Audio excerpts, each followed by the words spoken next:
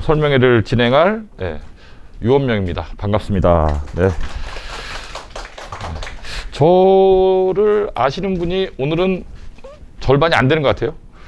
제가 어머님들 얼굴 탁탁탁 보면 이렇게 스캔이 되는데 그 재원생 어머님들보다 그 안 다니고 있는 학생들이 어머님들이 이제 더 많이 오신 것 같고, 이렇게 얘기하면 또 아버님들 불쾌하시죠.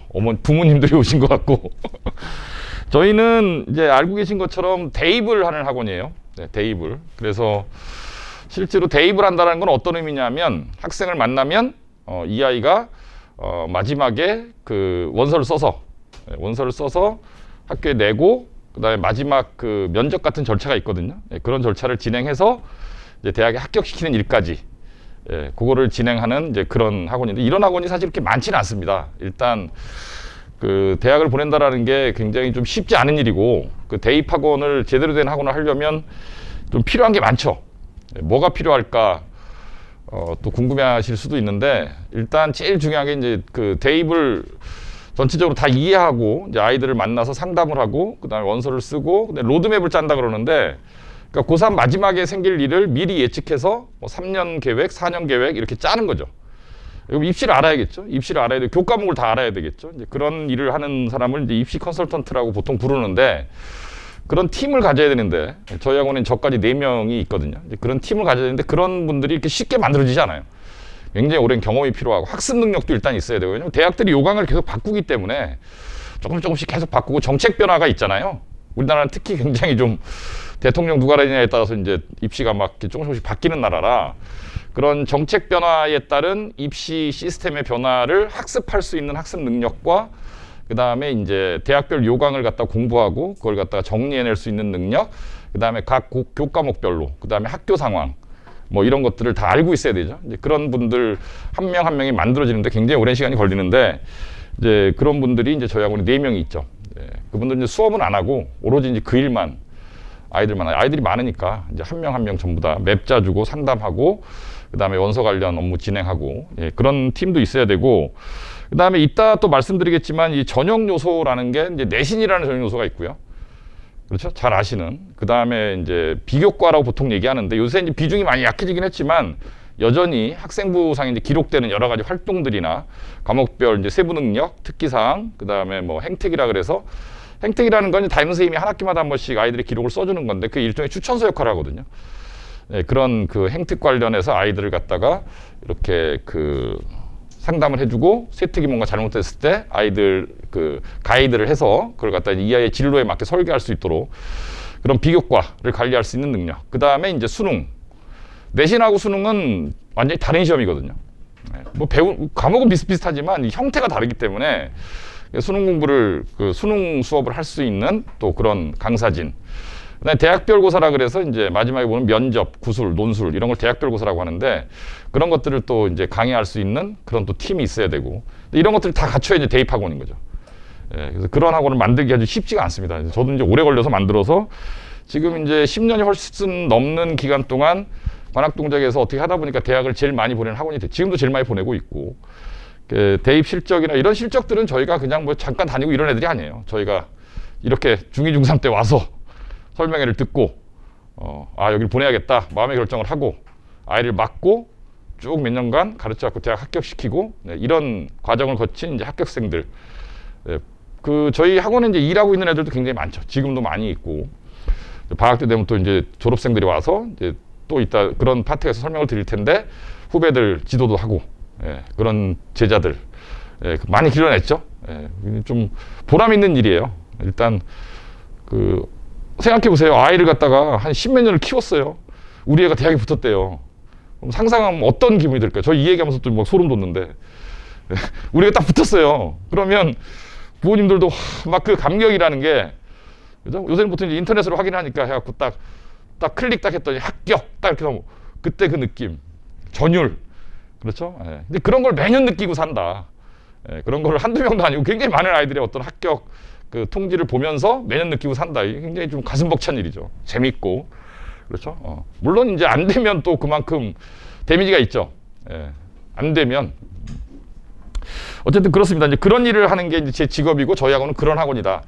중2, 중3을 갖다가 이제 왜 그 설명회를 하느냐. 사실 고등학교를 가면 이제 부모님들도 어느 정도 입시를 이해하시게 되고요. 그 다음에 이제 저희 학원 아이들한테 지금 제가 제일 많이 강조하는 게 이제 학생을 입시 전문가로 만들어야 된다. 사실 부모님들 설명회를 하는 이유는 이렇게 어렵고 복잡한 과정이 있으니 이거를 직접 하시기 어려우니까 저희한테 맡기세요라는 취지의 설명회인 거지, 이런 자리를 통해서 부모님들이 입시를 다 이해하고 이러는 건 쉽지 않죠.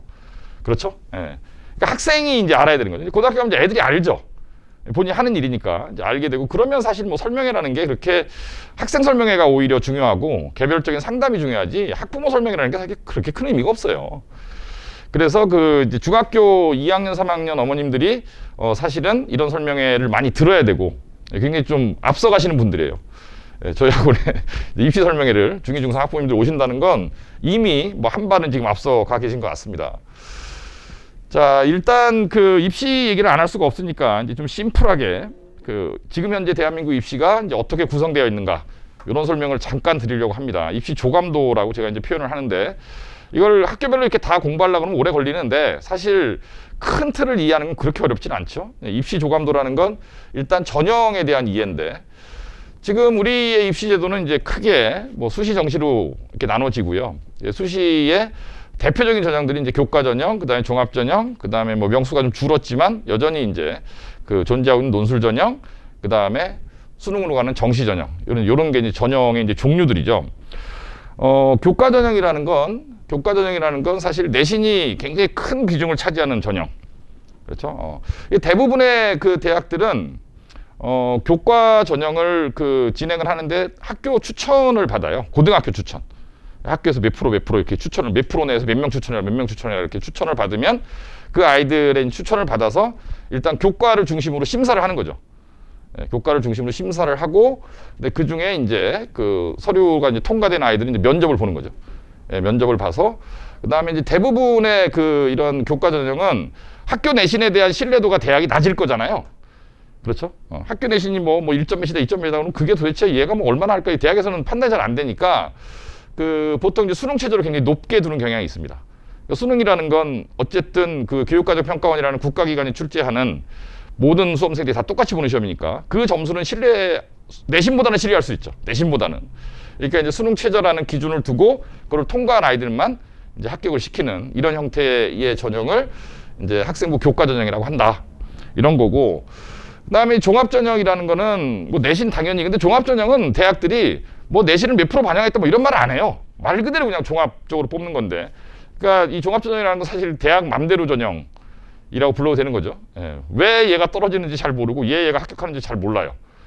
그리고 이제 어머님들 다 알고 계시는 뭐 지금 이제 그런 용어를 쓰지는 않지만 고교 등급제 뭐 이런 말 들으셨잖아요. 옛날에 학교별로 이렇게 차등을 둔다. 대학은 학교를 차별합니다, 당연히. 그래서 이제 어떤 학교에서 좀 내신이 좀 낮아도 이 아이는 좀 1단계를 통과시키고, 어떤 학교는 내신이 좀 높아도 떨어뜨리고 막 이런 게 있죠, 당연히. 그 학교 출신 아이들이 여태까지 우리 대학에 들어왔을 때 어느 정도의 학력을 가지더라라는, 그 다음에 어느 학교가 그동안 어느 고등학교가 대학을 어떻게 보냈다, 이런 데이터를 대학은 아주 그 자세하게 다 갖고 있습니다. 그걸 갖고 학교별로 이제 차등을 두고, 당연히. 그 다음에 이제 내신 뭐 몇 프로 이런 말은 없지만 내신이 여전히 큰 비중을 차지하는 건 맞아요. 굉장히 큰 비중을 차지하고요. 그 다음에 아까 제가 말씀드렸던 이제 세특, 행특 같은 이제 학생부상의 기록들, 그런 걸 보고 이 아이가 갖고 있는 어떤 성장 가능성, 그 다음에 이제 그 학업 역량은 이제 공부를 잘할 수 있는 애냐 이거죠. 대학 와서 학업 역량이라고. 그 다음에 전공 적합성, 이게 전공 어떤 과를 지원할 거잖아요. 그 과에 지원했을 때 그 과에서 필요한 그런 교과 관련 능력을 내가 갖고 있느냐, 이런 것들을 이제 종합적으로 심사해서 그 면접이나 이제 구술을 그 보는 학교도 있고, 아니면 그냥 서류만 갖고 하는 학교도 있고, 수능 최저는 학생부 종합은 이제 없는 데가 많죠. 교과는 수능 최저가 이제 대부분 다 있고요. 학생부 종합은 이제 그 수능 최저가 교과 전형에 비해서는 이제 적죠. 없는 학교도 많고. 그런데 이제 그 면접 구술 이 자체가 이제 그 학과에서 필요한 능력과 관련된 질문을 던지는데, 이게 대학별고사라는 건 이제 그 대학에서 출제한 시험인데, 뭐 이런 게 있어요. 면접이라는 게 있고, 이제 구술이라는 게 있고, 뭐 아까 이제 논술 전형 말씀도 드렸는데 논술이라는 게 있는 거죠. 이런 걸 이제 대학별고사라고 하는데 뭐가 제일 어려워 보이세요? 질문을 바꾸겠습니다. 뭐가 제일 쉬워 보이세요? 용어가 주는 어감에서. 관심 없어요? 뭐가 제일, 이게 좀 쉬워 보이죠? 면접 그러니까. 이거는 뭐 구술, 이건 뭔가 좀 어려워 보이고. 근데 이제 면접이라는 게 이 면접과 구술의 차이점은 뭐냐면 문제를 미리 주면 구술이고요. 문제를 안 주면 면접이고 이런 거예요. 구술은 그 딱 시험장에 가면 문제를 줘요, 애한테. 그럼 애가 그걸 풀어요, 대기실에서. 예, 풀고, 근데 그 문제가 이제 구술 문제나 논술 문제나 사실은 둘 다 어렵죠. 굉장히 어려운 시험인데 면접은 그냥 물어보는 거고. 그래서 이제 논술 그럼 이게 이제 뭘 잔뜩 써야 되니까 굉장히 어려워 보이잖아요. 근데 이제 형식적으로 보면 이게 더 어려운데, 형식적으로 보면, 내용적으로 실제로 보면 면접 구술이 훨씬 더 어려운 시험이에요. 왜냐하면 이 논술은 그 교수님을 직접 만나는 게 아니잖아요. 이게 답안지를 내는 거잖아요. 그러니까 문제가 정해져 있잖아요. 그렇죠? 네, 정해져 있으니까 그걸 이제 풀어서 내면 되는 거죠. 다 풀면 합격하는 거고, 못 풀면 떨어지는 거고. 뭐 사실 이게 뭐 100점 만점으로 채점을 한다 그랬을 때 거의 한 60, 70점 정도 맞으면 거의 합격이에요. 그럴 정도 어렵다는 얘기죠. 특히 이과는 이제 수학 논술, 과학 논술 이런 걸 보는데 수학 시험이에요. 과학 시험이고. 굉장히 어려운, 수능보다 훨씬 어려운 형태의 문제죠. 근데 이제 문제는 면접 구술은 이거는 구술은 시험지가 있긴 하지만 사실 들어가서 말로 하는 거잖아요. 말로 하기 때문에 이거는 이제 풀어서 내는 거고. 그러니까 이거는 그 아이가 이제 어떤 대답을 했을 때 거기서 끝나는 게 아니라 계속 추가 질문이 나오죠. 또 물어보고, 또 물어보고. 그러니까 어디까지 애가 대답 잘하면 계속 물어보는 거예요. 그러니까 추가 질문을 많이 받으면 받을수록 합격 확률이 높아지는 거죠. 그래서 대학이 이제 항상 그 선행학습 영향평가라고 해서 한 해 입시가 끝나면 그 학교에서 출제한 이런 논술 문제, 구술 문제가 고등학교 교육과정을 벗어났는지 벗어나지 않았는지 이거 심사를 받죠. 지나치게 이제 그 어려운 문제를 출제해서 고등학교 교육과정을 그것만 이수한 아이들이 풀 수 없는 문제를 내는 대학은 불이익을 줘요. 근데 이제 그게 겉으로는 아 그렇겠구나, 객관적이구나, 이렇게 공정하겠구나 이렇게 보이는데 사실 문제가 고등학교 교육과정 안에 있다라는 거지 면접 구술에서 어느 깊이까지 그걸 계속 물어보는지는 아무도 몰라요. 그럴 거잖아요. 그냥 물어보면 되잖아요. 또 풀었네? 또 물어보고. 대답하네? 또 물어보고. 계속 깊어지는 거죠. 그러니까 이게 눈 가리고 아웅이에요, 사실. 대입이 우리나라에 이런 게 참 문제인데, 예, 사실 그 정말 공정하게 고등학교 교육과정 내 출제를 했는가를 우리가 확인을 하려면 아이들의 면접 과정, 구술 그 답변 과정을 다 녹음해서 공개를 하는 게 맞죠. 예, 근데 그렇게 안 하죠, 절대. 어디까지 물어가는지 모르는 거예요. 그러니까 점점 깊어지는 거예요, 점점. 예, 우리나라 제가 이제 알고 있는 대한민국의 이제 학생 선발을 맡고 있는 교수님들은 대한민국 교육이 정상화되느냐 이런 뭐 이렇게 사교육의 영향을 억제하느냐 뭐 이런 거는 별로 관심 없어요. 예, 그분들의 관심은 철저하게 얼마나 준비가 잘 돼 있는 우수한 학생을 선발할 건가에만 방점이 찍혀 있지. 그럴 거잖아요. 그렇죠? 아, 면접하면서 아, 이런 학생 뽑으면 이게 얘는 뭐 완전히 뭐 학원 많이 다녀서 이렇게 아는 것 같은데 이런 애를 뽑으면 뭐 대한민국 교육에 부정적인 영향을 끼치, 이런 생각 안 하죠. 할까? 여기 혹시 교수님 계세요? 근데 저도 이제 선배들도 있고 뭐 그 친구들도 있고 교수들 많이 있는데 물어보면 뭐 그런데 별로 관심 없어요. 어떻게 하면 좋은 애를 뽑을 건가? 그러니까 서울대의 목표는 어떻게 하면 연고대에 서울대에 올 만한 좋은 애들을 안 뺏길 거냐. 연고대 목표는 어떻게 하면 서울대 갈 애들을 우리 대학으로 뺏어올 거냐. 그런 거죠. 거기도 아주 치열한 경쟁이기 때문에. 그래서 이제 이런 그 대학별고사라는 게 여기 면접구술 이렇게 써 있는 시험이 그 겉으로 보이는 거하고 좀 내용이 다르다. 네, 이런 얘기를 먼저 하고 싶고. 수시는 사실 교과하고 종합이 거의 대부분을 차지하죠. 근데 이제 교과 전형, 그 종합 전형 요 두 개 다 제일 위에는 이제 내신이라는 게 있는 거고 지금 이제 수시 시장은 완전히 사실은 내신판입니다. 내신판. 이게 뭐 좋은 걸 수도 있고 나쁜 걸 수도 있는데. 그 다음에 이제 그 논술 전형인데, 논술은 사실 많은 대학이 없앴어요. 많은 대학이 없앴고, 지금은 뭐 상위권이라 그러면 뭐, 고대는 없고요. 서울대도 없고, 연대가 제일 상위권 대학이죠. 연대는 수료논술, 과학논술을 보고, 과학논술을 보는 대학은 연대하고 중대. 거의 딱 두 학교만 남아있고, 그 다음에 이제 나머지 대학들은 보는 대학이 몇십 개 대학들이 있는데 다 이제 이과는 이제 수료논술만 봅니다. 예, 그리고 문과도 수료논술을 보는 대학들이 꽤 있고. 왜냐하면 상경계 이런 데 있잖아요. 경제 경영 이런 데는 논술 시험을 이제 수학을 내요. 문과도. 예, 그런 데도 이제 다수 있고. 예, 아주 어려운 형태의 그런 시험이기 때문에 이걸 선택을 하느냐 마느냐 이런 고민을 할 수 있겠죠. 근데 이거는 이제 그 선택의 문제가 아니라 이런 거예요. 좋은 대학을 가고 싶은데 내신이 안 되면, 좋은 대학을 가고 싶어요. 근데 내신이 안 돼요. 그럼 선택할 수 있는 수시는 논술밖에 없죠. 없잖아요. 세 개밖에 없는데. 저게 안 되면 이걸 해야 되는 거죠, 그냥. 그리고 거꾸로 이게 한 중위권 정도에 있는 그런 학생들, 뭐 숭실대, 아주대, 인하대, 특히 이과 아이들, 이런 아이들은 준비하는 학생이 그렇게 많지 않기 때문에 거꾸로 준비를 잘하면 합격 확률이 높아요, 생각보다. 저희 학원에서 이제 논술 전형은 매년 합격생이 나오거든요. 매년 나옵니다. 저희 그 홈페이지에 보면 다 올라와 있는데, 그 저희 유튜브에 진명학원 검색하시면 올해 그 합격생 애들 인터뷰 한 게 올라와 있어요. 저희 그 진명학원 채널에. 거기 보면 이제 한양대 그 수료논술 합격한 애가, 한양대가 어떤 학교냐면 논술 딱 수학만 보고요. 수능 최저가 없어요. 딱 수학만, 내신도 필요 없어요.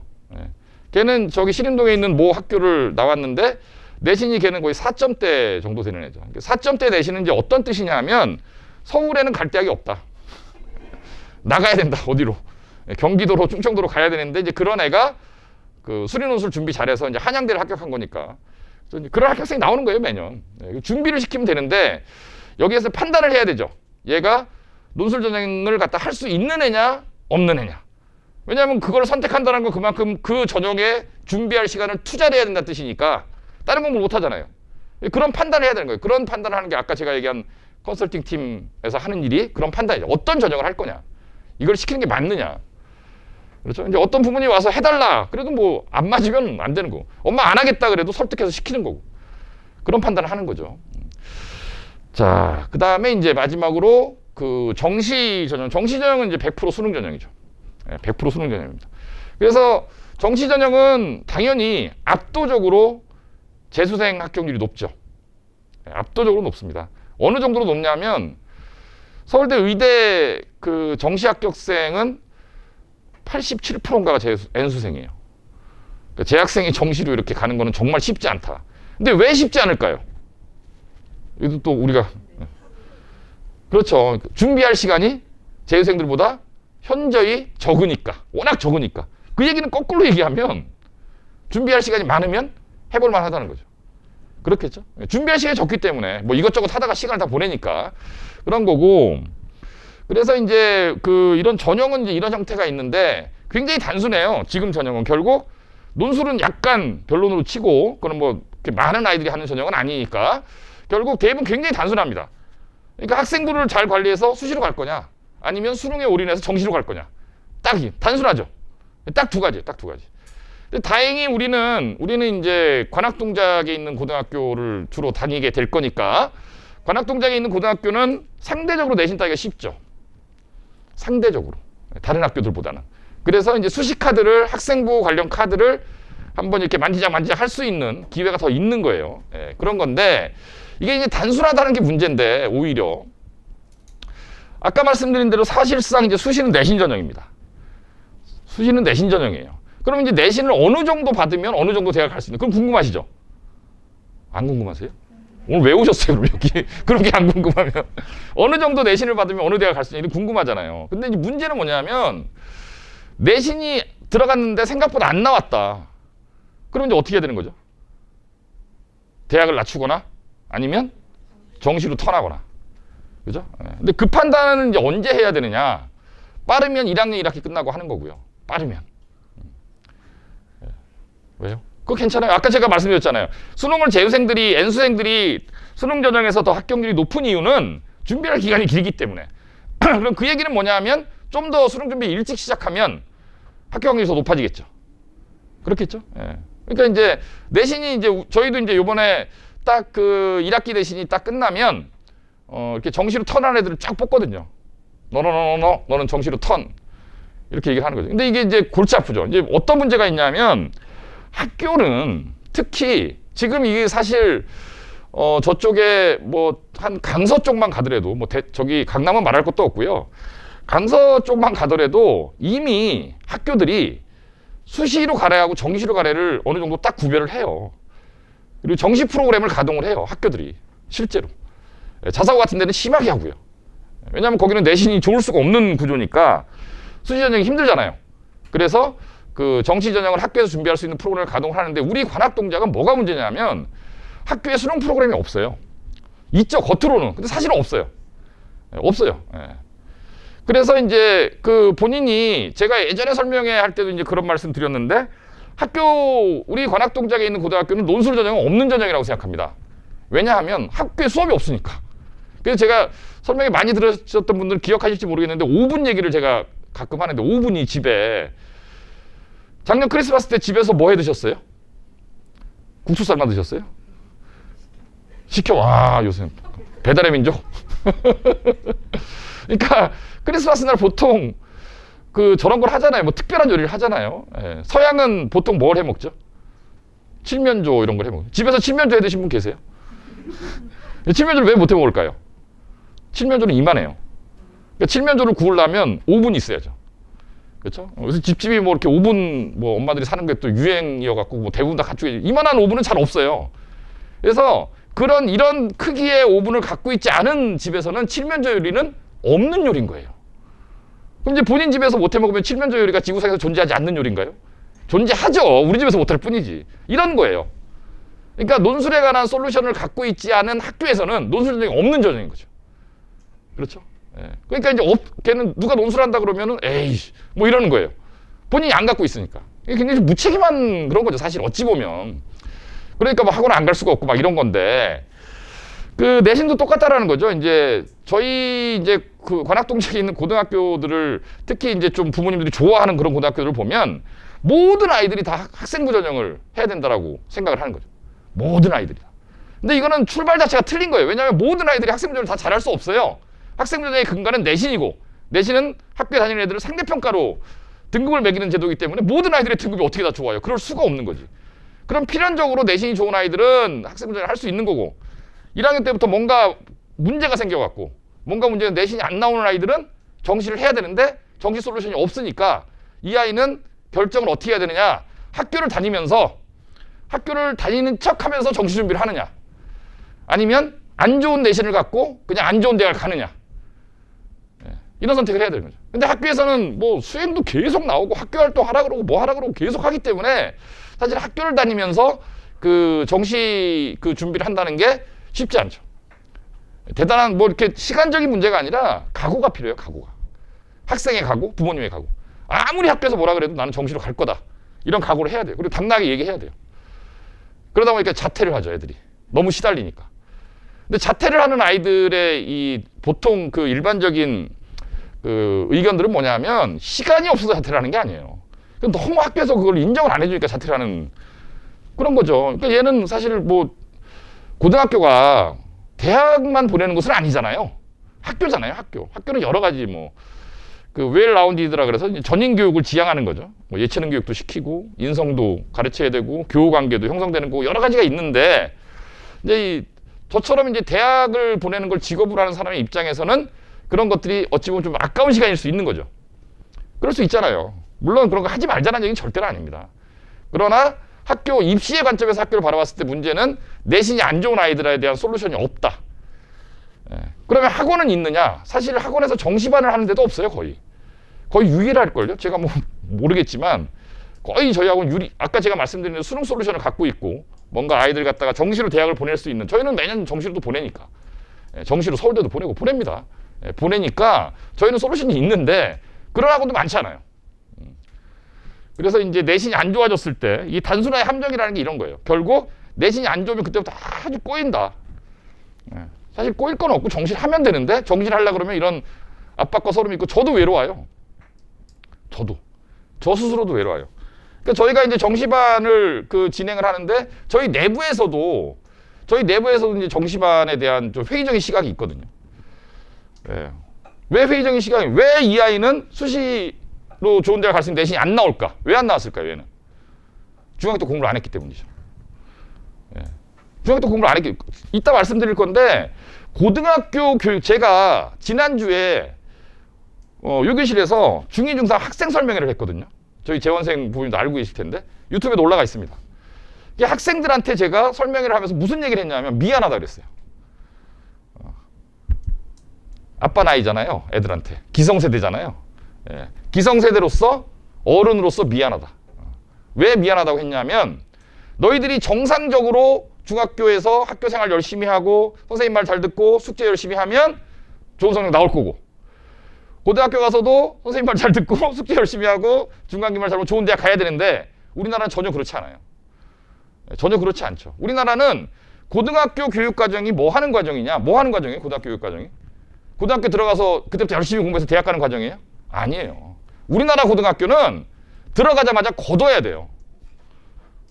이해 가시죠? 가서 공부를 하는 게 아니라 가서 거두는 데예요. 거두는 데. 수학하는 데예요. 씨 뿌리는 곳이 아니라 수학하는 곳이다. 제가 애들한테 그런 표현을 썼거든요. 그러니까 중2, 중3 때 공부를 안 해놓으면 고등학교 가서 좋은 성적을 받을 수가 없어요. 구조적으로. 알고 계시잖아요, 이미. 그래서 오늘 오신 거 아니에요? 이미 알고 계시잖아요. 예. 그럴 수가 없는 거예요. 그러니까 이제 중학교 때 그래서 중학교 2학년, 3학년 수학을 하는 게 아니라 중학교 내신 영어를 하는 게 아니라 이미 중학교 때부터 수능 영어를 해야 되고 수학상 5번, 수학화 5번, 수원 3번, 수투 2번 막 이렇게 해놓고 고등학교를 들어가야 애가 첫 학기부터 거두기 시작하는 거죠. 마구마구. 1등급, 2등급, 1등급, 2등급 막 맞는 거죠. 받아갖고 과학도 준비가 돼 있어야 되고 사회국사도 다 준비가 돼 있어야 되는 거예요. 딱 입학해서 쫙 걷어서 1점 몇, 그래 대학 가는 거예요.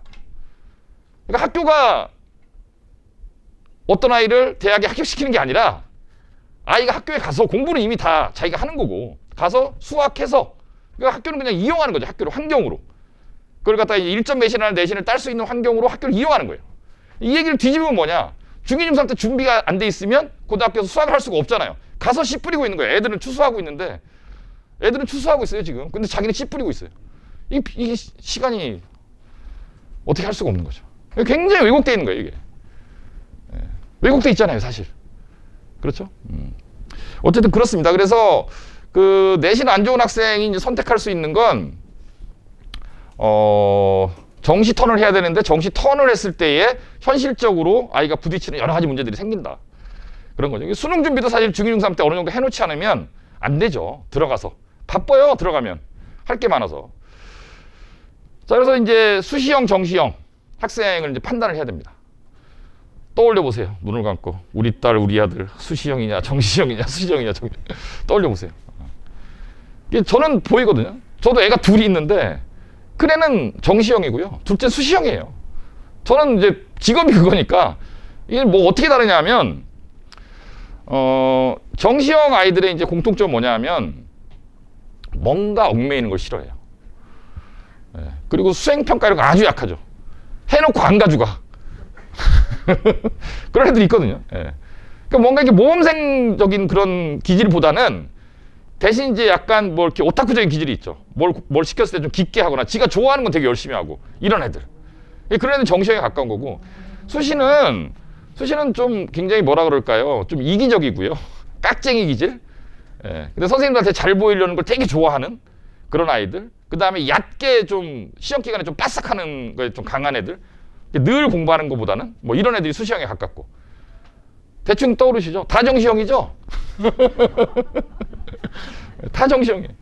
예. 저는 이제 뭐 머릿속에 이미 다 이렇게 그림이 애를 보면 이렇게. 근데 그 판단이 부모님의 생각하고 제 생각하고 다를 때 문제가 되는 거죠.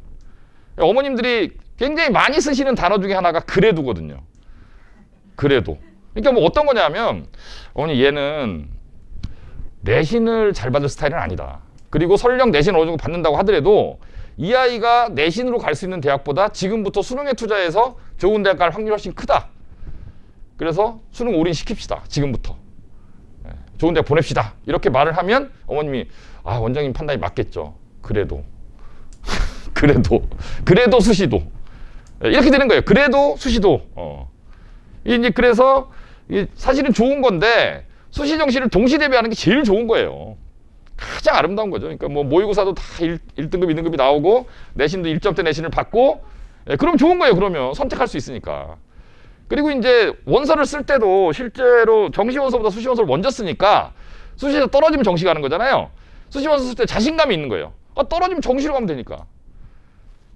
저희 학원에 이제 그런 케이스가 있었는데 걔가 이제 여기 구암중 당국고 나온 애인데 걔가 이제 간호학과를 썼거든요. 간호학과를 썼는데 그 수시 원서를 서울대 간호학과고 연대 간호학과만 딱 썼어요. 두 개만.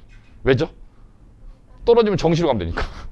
이게 딱 썼는데 수능을 딱 봤어요. 그날 딱 와서 이제 밤에 가채점을 딱 해보니까 잘 본 거예요, 수능을. 근데 그 목요일 날 수능을 보고 토요일 날이 연대 면접이었어요. 그래서 연대 면접 가지 마. 어려운 결정이죠. 연대 면접 가지 마. 이게 무슨 뜻이에요? 너 떨어져도, 너 그 서울대 수시 떨어져도 그 정시에서 연대간호학과, 서울대간호학과를 쓸 수 있으니, 연대 수시를 붙어버리고 서울대를 떨어져 버리면 이거 골치 아프잖아요. 그걸 수시 납치라고 하거든요. 수시에 안 좋은 대학 합격해갖고 정시를 못 가는 걸 수시 납치라고 하는데, 연대 면접 가지 마. 그랬더니 왜요? 애가 눈을 동그랗게 뜨고 선생님 왜요? 가지 마. 정시도 갈 수 있어. 선생님 믿어. 야, 내가 너를 얼마나 보내고 싶겠냐. 선생님 믿어. 믿어. 엄마 뭐라 그러면 내가 그랬다 그래. 엄마는 뭐라고 안 그러죠. 절대 안 그래요, 그 엄마는. 그래서 안 갔어요, 연대 면접을. 어려운 결정이죠. 그런 결정 하실 수 있겠어요? 벌벌벌 소리 그냥 그랬다가 근데 그런 냉정한 결정을 해야 돼요. 그래서 연대 면접 안 가고 수시로 서울대를 붙었어요, 또. 그래서 지금 잘 다니고 있죠. 지금 잘 다니고 있습니다. 아직 학교 다니고 있는데, 그래 이제 그렇게 동시 대비를 할 수 있는 그런 게 제일 좋은 건데, 대부분의 학생들은 이제 쉽지 않아요. 한정된 시간에 많은 걸 해야 되기 때문에 대부분의 학생들은 그렇게 쉬운 일이 아닙니다. 자, 이게 이제 이과인데요. 내신 평균 등급 어떻게 되는지 아시죠? 모르세요? 이거 생기초부터 해야 되나요? 생기초부터? 그러니까 과목별로 시험을 보는 거죠. 과목별로 시험을 봐서 한 학교가 200명이다. 그러면 이제 국어를 봤다 그러면 그 4% 안에 들면 8등이죠. 200명 중에 4%니까 8등이잖아요. 그럼 1등부터 8등까지가 국어 1등급이에요. 영어도 1등부터 8등까지. 그러니까 과목별로 등급을 받는 거죠. 과목별로 등급을 받게 되면 1등급도 나오고 2등급도 나오고 막 나올 거잖아요. 그러면 그 등급을 갖다 평균 낸 거를 저희가 그냥 평균 등급 이렇게 부르는 거죠. 이과에서 이제 수시로 이제 갈 수 있는 대학들을 보면 의대가 이제 인기잖아요. 수시로 의대를 간 저를 찍으시는 게 더 낫지 않나요?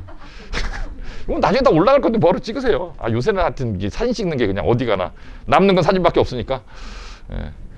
2시간 동안 무슨 얘기를 잔뜩 들은 것 같은데 다 모르겠고 사진이 남았다. 그래서 의대를 그 일반고 아이가 이제 수시로 간다는 얘기는 1점대 극초반이라는 뜻이고요. 1점대 극초반도 떨어지는 경우가 허다하죠. 그래서 허다합니다. 허다하고 일단 수시로 가면 1.2가 뭐 넘어가면 좀 어렵다고 봐야 돼요. 1.1에서 1.2 사이면 뭐 지방의대, 지방국립대 의대 정도, 이 정도 간다. 1.0 몇 이래야 이제 서울권 의대를 수시 학생부 전형으로 이제 한번 이제 해볼 만한 거죠. 1.0 몇 대가. 근데 이게 여기 쭉 보시면 일단 부모님들이 심리적 마지노선 어디예요? 여기까지 눈이 안 가죠. 가톨릭, 광운 이런 데는. 지금은 눈이 안 가요. 나중에는 눈이 가는데 아직 중학생이라서 지금은 눈이 안 가요. 근데 여기 뭐 안 가요. 뭐 여기도 그렇죠. 건국대, 중대, 외대 다 요 위쪽이죠. 그죠? 심리적 마지노선이 요 정도 아니에요, 지금? 맞죠? 그러면 거기 가려면 내신이 1점대 후반, 2점대 초반, 이과. 그렇죠? 그 이런 애가 한 학교에서 몇 명 나올까요? 이과에서 10명? 안 나옵니다, 절대. 5명에서 10명 사이? 한 학교에. 학생부 전형이 얼마나 어려운지 아시겠죠? 그러니까. 어려운 거예요. 근데 그 어려움, 그러니까 저희 학원에 보면 아까 제가 뭐 서울대 56명, 뭐 무슨 뭐 100명 막 어디 막 보냈다고 써있으면 그러네. 어머님들 막 이렇게 그냥 꼭 끄떡끄떡 하시죠. 한 명 한 명이 전부 다 전설이에요. 예술이고. 한 명 한 명이. 그 한 명 한 명을 보내는 게 정말 어려운 거예요. 그죠? 싸워가면서 누구랑 싸워야 돼요? 그 아이를 대학 보낼 때. 제일 많이 누구랑 싸울 것 같아요? 엄마랑 싸워요, 제일. 아우, 좀 가만 좀 계세요, 좀. 어머니 이러면 안 된다니까. 좀 가만 좀 계세요. 그런 거죠. 그러니까 애들이 또 이렇게 집에 가면 하루 종일 공부하려면 저희 고등학생들은 11시 반까지 공부하잖아요, 8층에서. 11시 반, 뭐 시험 때는 12시도 막까지 하고 막 그러는, 그럼 피곤하잖아요, 애들이. 그럼 집에 가면 쉬었다 와야 되잖아. 집에 가면 스트레스 더 받아갖고 와. 너 집에 안 가거든요. 엄마 잡는 다음에 가려고요. 좀 더 이따 가면 안 돼요. 알지. 그 어머님들의 그 애정과 책임과 관심, 근데 그런 것들이 이제 아이들한테 다가갈 때 잘 다가가야 되는데, 휴식으로 다가가야 되는데, 그게 또 이게 보면 또 궁금하잖아. 얘가 하루 종일 학원에 가 있기는 가 있는 것 같은데, 도대체 뭐라고 오는지도 모르겠고. 그렇잖아요. 그런 거죠. 학원에 가서 자고 오는지, 수업 시간에 딴 생각, 그 엄마들 또 좋아하는 말 있잖아요. 뭐, 너는 학원에 뭐 전기세 내주러 다니냐? 뭐 이런 얘기도 내가 너한테 들어가는 돈이 얼만데, 내가 학원비를 얼마를 들였는데, 그럼 애들은 이러고 오는 거죠. 이렇습니다. 이과는 교과 종합이 이제 교과보다는 조금 낫죠. 왜냐하면 종합은 내신만 보는 게 아니니까 내신이랑 기록을 합치는 거기 때문에 조금 떨어지지만 여전히 상당히 높은 그 평균 등급을 가져야 이런 우리가 가고 싶어하는 대학을 갈 수 있다. 그래서 실제로 학교에서 이 정도 대학을 학생부 전형으로 합격시키는 비율은 한 10% 정도밖에 안 돼요. 정말 어떤 학교가 잘 보냈다 그러면 한 15%까지 가는 거고요. 대부분 다 10% 쪽이 10%. 그러면 잘 보내는 거예요, 그 학교가. 그러면 이제 우리 한번 생각을 해봅시다. 우리 아이가 지금 현재 중학교에서 10% 안쪽이 아니야. 그럼 어떻게 해야 돼요? 중학교에서, 고등학교가 아니라 중학교에서 10% 안쪽이 아니에요, 지금 우리 아이가. 그럼 어떻게 해야 돼요? 결정을 하셔야 돼요. 안 보낼 거냐, 뭔가 변화를 줄 거냐. 맞죠? 결정을 해야죠. 가만히 있으면 아무 일도 생기지 않아요. 뭔가 해야 되는 거예요, 뭔가. 그렇죠? 변화를 줘야 되는 거예요. 근데 엄마가 변화를 주고 싶은 마음이 있다고 되는 게 아니라 애가 변해야 되는 거죠. 근데 바꾸실 수 있어요, 아이를? 제가 예비고일 프로그램을 맨날 하면서 이름을 뭐라고 부르냐 하면 더 체인지 프로젝트라고 하거든요. 항상. 변화. 이게 저희가 하는 일 중에 제일 중요한 일은 학생을 바꿔내는 거예요. 어렵죠. 아이들은 사람이 뭐 보통 30 넘으면 사람이 안 바뀐다? 30이 뭐야? 15만 넘어도 애들 안 바뀌어요, 잘. 힘들어요, 애들 바꿔내는 거. 그리고 이제 부모님 소원에 의해서 아이들이 바뀌는 경우는 잘 없는 것 같아요. 다른 건 바뀌겠죠. 그러나 공부에 관한 태도 이런 것들은 사실은 제가 바꾸는 것, 저희들이 바꾸는 것도 있지만 아이들은 제가 뭐 설명회를 하고 상담을 하고 뭐 수업을 하면서 애들한테 뭔가 모티베이션을 하고 이런 걸로 바뀌는 것보다는 주변에 있는 애들 때문에 바뀌는 것 같아요. 동료 집단이 정말 중요하고, 근데 롤 모델을 보는 거죠, 선배들을. 제가 이렇게 저희 학원에서 조교 애들을 많이 쓰는데 아르바이트생으로 다 제자들이거든요. 이제 그런 학생들을 쓰는 이유 중에 가장 큰 게 걔네들이 물론 교과 공부도 잘하고 질문도 잘 받고 그러는데 그것보다는 이 누나가, 이 언니가, 이 오빠가 이 학원에서 3년 동안 공부해서 서울대 간 오빠야, 연대 간 누나야, 이런 걸 보는 거죠, 애들이. 살아있는 롤모델을 보는 거잖아요. 그렇죠? 그리고 걔네들이 스스럼 없이 선생님이랑 막 지내는 모습. 걔네들 조교 애들이 얼마나 편해요. 교무실 가서 선생님 자리에서 막 앉아서 뭐 숙제하고 그래요. 걔네들한테 선생님들은 3년 동안 본인을 가르쳤던 사람이고 대학 가서 뭐 좀 그렇지만 뭐 저도 제자들이랑 뭐 술도 한 잔씩 먹고 그러거든요. 얼마나 재밌겠어요. 얼마나 이쁘고. 오늘 낮에도 하나 왔다 갔는데 오늘 낮에도 호연이라고 여기 문영여고 나오는 애인데 서울대 경영학과 지금 3학년이거든요. 갑자기 어저께 톡이 와갖고 선생님 좀 찾아뵈도 돼요? 그래서 너무 간지가 오래됐다. 와라 그랬더니 2학기 때 교환학생 가는데 비행기 값 좀 벌라 그런다고 일 좀 시켜달래요. 야, 지금 꽉 찼는데 조교가 선생님 뭐 좀 시켜주세요. 그럼 알았어. 월요일에 전화할게. 뭘 한번 만들어 볼게. 요새 뭐 학원이 그렇게 형편이 좋지 않은데 뭐 너 숟가락 하나 더 얻는다고 학원이 어떻게 되는 것도 아니고 일거리를 만들어 줄게 내가. 뭘 할까 고민해 보자. 걔네들이 오면 이제 그런 애들 보는 거죠. 그 옆에 같이 공부하는 중학교 아이들도 보고, 그 다음에 선배들도 보고, 대학 간 조교들한테 질문도 받으면서 이 학원 출신이라는 걸 보면서 애들이 바뀌는 거죠. 바뀌는 거예요. 아, 나도 저렇게 되고 싶다. 이렇게 되는 거죠. 자기도 모르게. 그런 겁니다. 문과는 더 어려워요. 문과는 아까 이제 어머님들이 심리적 마지노선이 여긴데, 그죠? 이런 거죠. 문과는 학생부 전형으로 가기 더 어렵습니다. 지금은 우리나라 대학 입시 구조가 어떻게 돼 있냐면, 대학 정원은 이과가 많을까요? 문과가 많을까요? 대학 정원은 이과가 많죠. 계속 이과가 늘죠. 문과는 계속 줄고, 그죠? 이과는 계속 늘어요. 뭐 대통령이 뭐 반도체 인력 양성하라고 뭐. 저는 잘 모르겠어요. 뭐 대학이 도대체 이게 무슨 학원도 아니고 뭐 반도체 가르치는 학원인가. 대학이라는 곳은 사실 이렇게 지식인을 길러내는 곳인데 우리나라는 꼭 직업 양성소처럼 대학을 바라보는 관점이 있어서 약간 문과 출신의 예, 저로서는 좀 그런 관점이 별로 바람직하다라고 보여지진 않는데 어쨌든 대학 정원은 이과가 더 많습니다. 수험생 숫자는요? 여전히 문과가 더 많아요. 수학 때문이죠. 수학에 대한 거부감, 공포심 이런 것들 때문에 수험생 숫자는 문과가 더 많고 대학 정원은 이과가 더 많은. 그래서 대학을 막판에 갈 때는 점수가 좀 낮아도 이과 애들은 갈 데가 많고 문과 애들은 워낙 좁으니까 점수가 좋아도 갈 데가 이제 좀 마땅치가 않고 그런 거죠. 지금 우리나라 대학 입시 현실이 그런 거예요. 그래서 부모님들은 대부분 이과를 보내고 싶어 하시죠. 그렇죠? 대부분 이과를 그렇잖아요. 이과를 보내고 싶어 하시는데 그 수학과학에 대한 그런 두려움이나 뭐 선행 정도 이런 것들이 이제 발목을 자꾸 잡는 거죠. 예. 근데 저는 이제 애들한테 뭐라 그러냐면 학생이 이과를 가고 싶은데 제가 수학을 못해서요 이렇게 얘기를 하면 너 살다 보면 이거 말고도 계속 장애물이 나타난다. 인생이라는 건 계속 장애물이 나타나잖아요. 그렇죠? 열심히 저축해갖고 아파트를 한 채 살라 그랬더니 갑자기 집값이 2배로 뛰네? 막 돌아버리는 거죠. 그렇죠? 그 집을 이제 이사 가려고 딱 팔았더니 갑자기 또 2배로 뛰어갖고 판 돈 갖고 살 수가 없고 뭐 살다 보면 늘 그런 문제가 생기는 거예요. 뭐 누가 가족 중에 누가 하나 아프기도 하고 막 그런 일이 생기는 거잖아요. 직업상에도 마찬가지죠. 이렇게 일하고 싶은데 위에 그 진상인 상사가 한 명 있어갖고 저 사람도 이 회사를 다니기 싫고 막 인간관계에서 생기는 갈등들 뭔가 공부를 하다 생기는 그런 문제들 너 그런 장애물이 나타날 때마다 다 피할래? 그렇게 해갖고는 아무것도 못한다. 네가 하고 싶은 게 있으면 그 하고 싶은 일까지 걸어가는 경로상에 나타나는 장애물을 극복하고 격파하고 그렇게 살아야 네가 뭐도 돼도 되지. 네가 수학을 못한다 그러면 네가 수학에 대해서 얼마나 치열하게 고민을 해봤냐. 한번 생각해봐라. 네가 정말 수학 잘하고 싶으면 울어라. 아침에 눈 뜨면서 수학 문제 풀어 밤에 눈 감을 때까지 수학 문제 풀어. 하루에 100개씩 풀어라.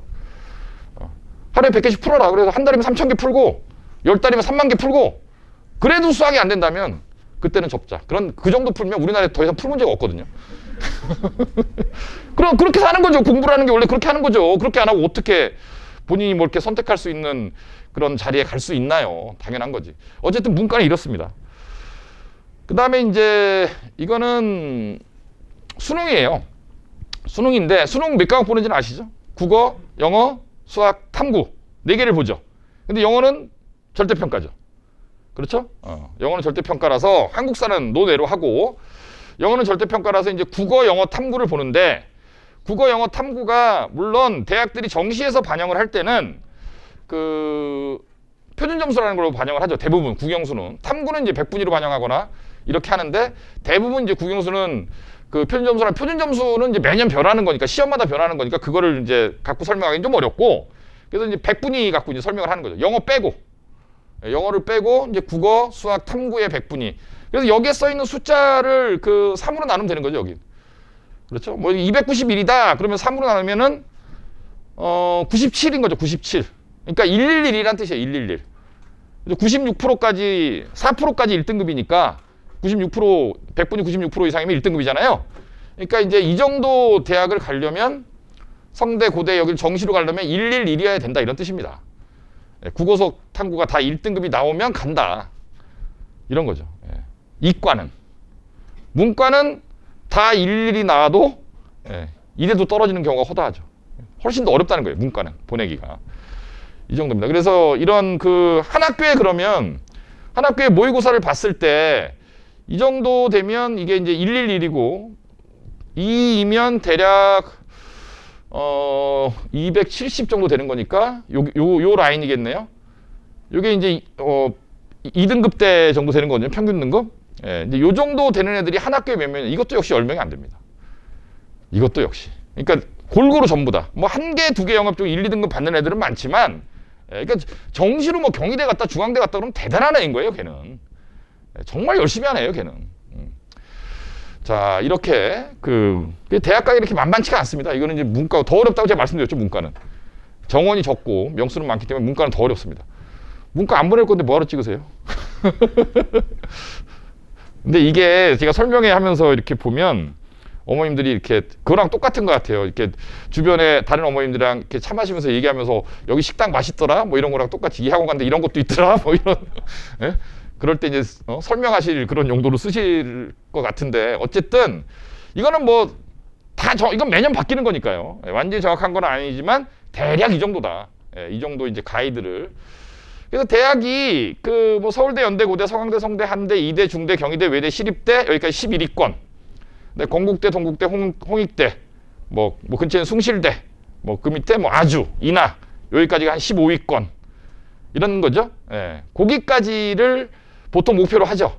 그래서 뭐 2호선 라인이라고 보통 얘기하는 그런 대학들이 그 정도 대학까지인데 그런 정도 대학을 가기 위해서는 내신은 이제 그 2점대 초반 예, 그런 거고 이제 수능은 평균 등급 2등급 이내 이 정도니까 쉽지가 않다. 예, 정말 쉽지가 않은 그런 거고요. 그래서 우리 아이가 수시형인지 정시형인지 수시정시형인지 이런 판단을 좀 해야 되는데 이런 판단을 제가 아까도 말씀드렸지만 하는 게 쉽지가 않고요. 지금 중학교 2학년, 중학교 3학년 단계에서 우리 애는 정시형이니까 지금 내신을 안 한다? 그럴 필요는 없어요. 앞으로 이제 몇 개월 동안 어떻게 하느냐에 따라 바뀔 수 있거든요. 충분히. 예, 충분히 바뀔 수 있고, 그, 어떤 아이가 이제 수시형인지 알았는데, 들어가 보니까 또 막상 안 나오는 경우도 있고. 그렇죠? 예. 그래서 이제 지금은 너무 이거에 관해서 그냥 대략의 언젠가는 선택을 해야 된다. 이 정도 생각을 하시는 게 맞아요. 그리고 제일 좋은 건 다 할 수 있는 거다. 그런 거고, 지금 아이들이 공부하는 과정에서 수시 공부와 정시 공부를 따로 하는 건 아니잖아요. 그렇죠? 지금 이제 고등과정을 선행하는 그런 단계이기 때문에 지금부터 수시, 정시 공부를 나눠서 할 필요는 없다. 다만 제일 중요한 건 이 아이가 할 수 있는 전형이 뭔가를 예측하고 이 아이가 할 수 있는 전형을 결정해서 로드맵을 짜고 이게 대학 입시에서는 제일 중요한 거예요. 뭐니 해도 제일 중요한 겁니다, 이게.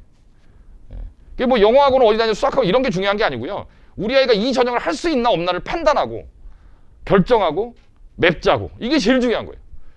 여기서 다 나오는 겁니다. 여기서. 고등학교도 이걸 보고 결정하는 거고요. 고등학교는 그 교복 입은 학교가 좋은 학교가 아니고 매점에 맛있는 걸 파는 학교가 좋은 학교가 아니고 고등학교는 우리 아이가 좋은 대학을 갈 수 있는 전형을 잘 준비할 수 있는 고등학교, 좋은 고등학교인 거죠. 어떤 고등학교도 대학교보다 좋지 않잖아요. 그렇잖아요. 대학이 더 좋죠. 당연히. 교육의 질도 그렇고 아이들 삶에 어떤 정서적인 영향이야 고등학교 동창들 뭐 이런 뭐 은사님들 이런 것도 중요하겠지만 어떤 직업적인 면에서 그 아이의 어떤 전문성을 길러주는 면에서는 대학이 고등학교 교육보다 훨씬 중요하니까 좋은 대학을 가기 위해서 고등학교를 선택하는 거지 좋은 고등학교. 근데 여기서 이제 관점이 많이 엇갈려요. 이것도 사실 제가 학부모님들하고 상담하다 보면 제일 힘든 것 중에 하나인데 뭐 어떤 얘기를 하시냐면 우리 애가 뭐 이런 스타일이라서 뭐 우리 애는 공부 잘하는 애들이 좀 많으면 분위기상 공부를 열심히 하고 애들이 놀면 우리는 안 하는 거니까 우리 중학교 담임 선생님이 우리 애는 자사고를 보내는 게 좋을 것 같다. 공부도 적당히 하니까. 이렇게 말씀하셨다는 거예요. 그래서 자사고를 쓰겠다. 저는 제가 딱 그렇게 말씀해요. 어머니, 옆에 애들이 공부를 해야 공부를 하는 애는요. 어차피 대학 못 가요. 그렇게 만만한 데가 아니에요. 여기가 입시를 한다라는 곳이. 그래서 제가 지금 고등학교 그 선택 관련된 이야기는 좀 더 드릴 건데 중등과정이 중2과정, 중3과정이 도대체 뭘 의미하느냐, 뭘 해야 되느냐. 제가 이제 학생 설명할 때도 이게 첫 번째 테마로 이걸 잡았거든요. 중등과정의 의미는 과연 무엇이냐. 우리는 중등과정을 어떻게 바라봐야 되느냐. 그래서 제가 이제 모범생의 입장과 그 다음에 입시 전문가의 입장이 서로 다르다. 모범생의 입장은 중등과정이라는 게 학교생활 열심히 하는 거죠. 선생님한테 이쁨 받고 칭찬받고 학교 시험 잘 보고 동아리 활동 열심히 하고 그런 거죠. 저희 딸이 그러고 있거든요. 오케스트라 뭐 이런 거 하고 좋죠. 전인 교육이잖아요. 악기도 하나 할 수 있으면 얼마나 좋아요. 그렇죠? 맨날 연습하고 잘 보이고 싶어하고 그런 거죠. 수시형이죠. 그런 걸 좋아하는 거예요. 선생님들이 좀 너 이렇게 되게 착하구나, 공부 잘하는 거 이렇게 칭찬해 주는 거에 익숙한 거죠. 어렸을 때 그렇게 큰 거죠. 그렇죠? 큰 애는 관심이 없죠. 상대편이 나를 어떻게 생각하느냐 관심이 없어요. 자기 세계가 있어요. 다른 거예요, 완전히. 어쨌든 그런데 제가 바라보는 중등과정은 뭐냐 하면 문제의 시작, 거창하죠? 그 스타워즈 뭐 전쟁의 서막 뭐 이런 거 하죠. 문제의 시작은 어디에 있느냐? 이게 중학교 학교 공부하고 고등학교 학교 공부하고 내신만 딱 보더라도 난이도 차이가 너무 크다. 그 다음에 수능과 중학교 과정의 차이는 정말 이게 비교 불가일 정도로 크다. 난이도 차이가 너무 크기 때문에 중학교 때 그 학교 공부를 잘하는 아이가 좋은 대학을 간다라고 말할 수 없다. 평가할 수 없다. 판단할 수 없다. 이해 가시죠? 뭔 얘기인지. 그러니까 너무 쉬운 시험을 보기 때문에 배우는 게 너무 쉬워요. 너무 쉬우니까 그걸 잘한다고 얘가 고등학교 가서도 잘할 거다라고 말할 수가 없다라는 거예요. 실제로 저희 아이들 그 최상위권 대학을 간 애들을 보면 중학교 때 꼭 공부 잘하는 애들이 최상위권 대학을 가는 게 아니라니까요.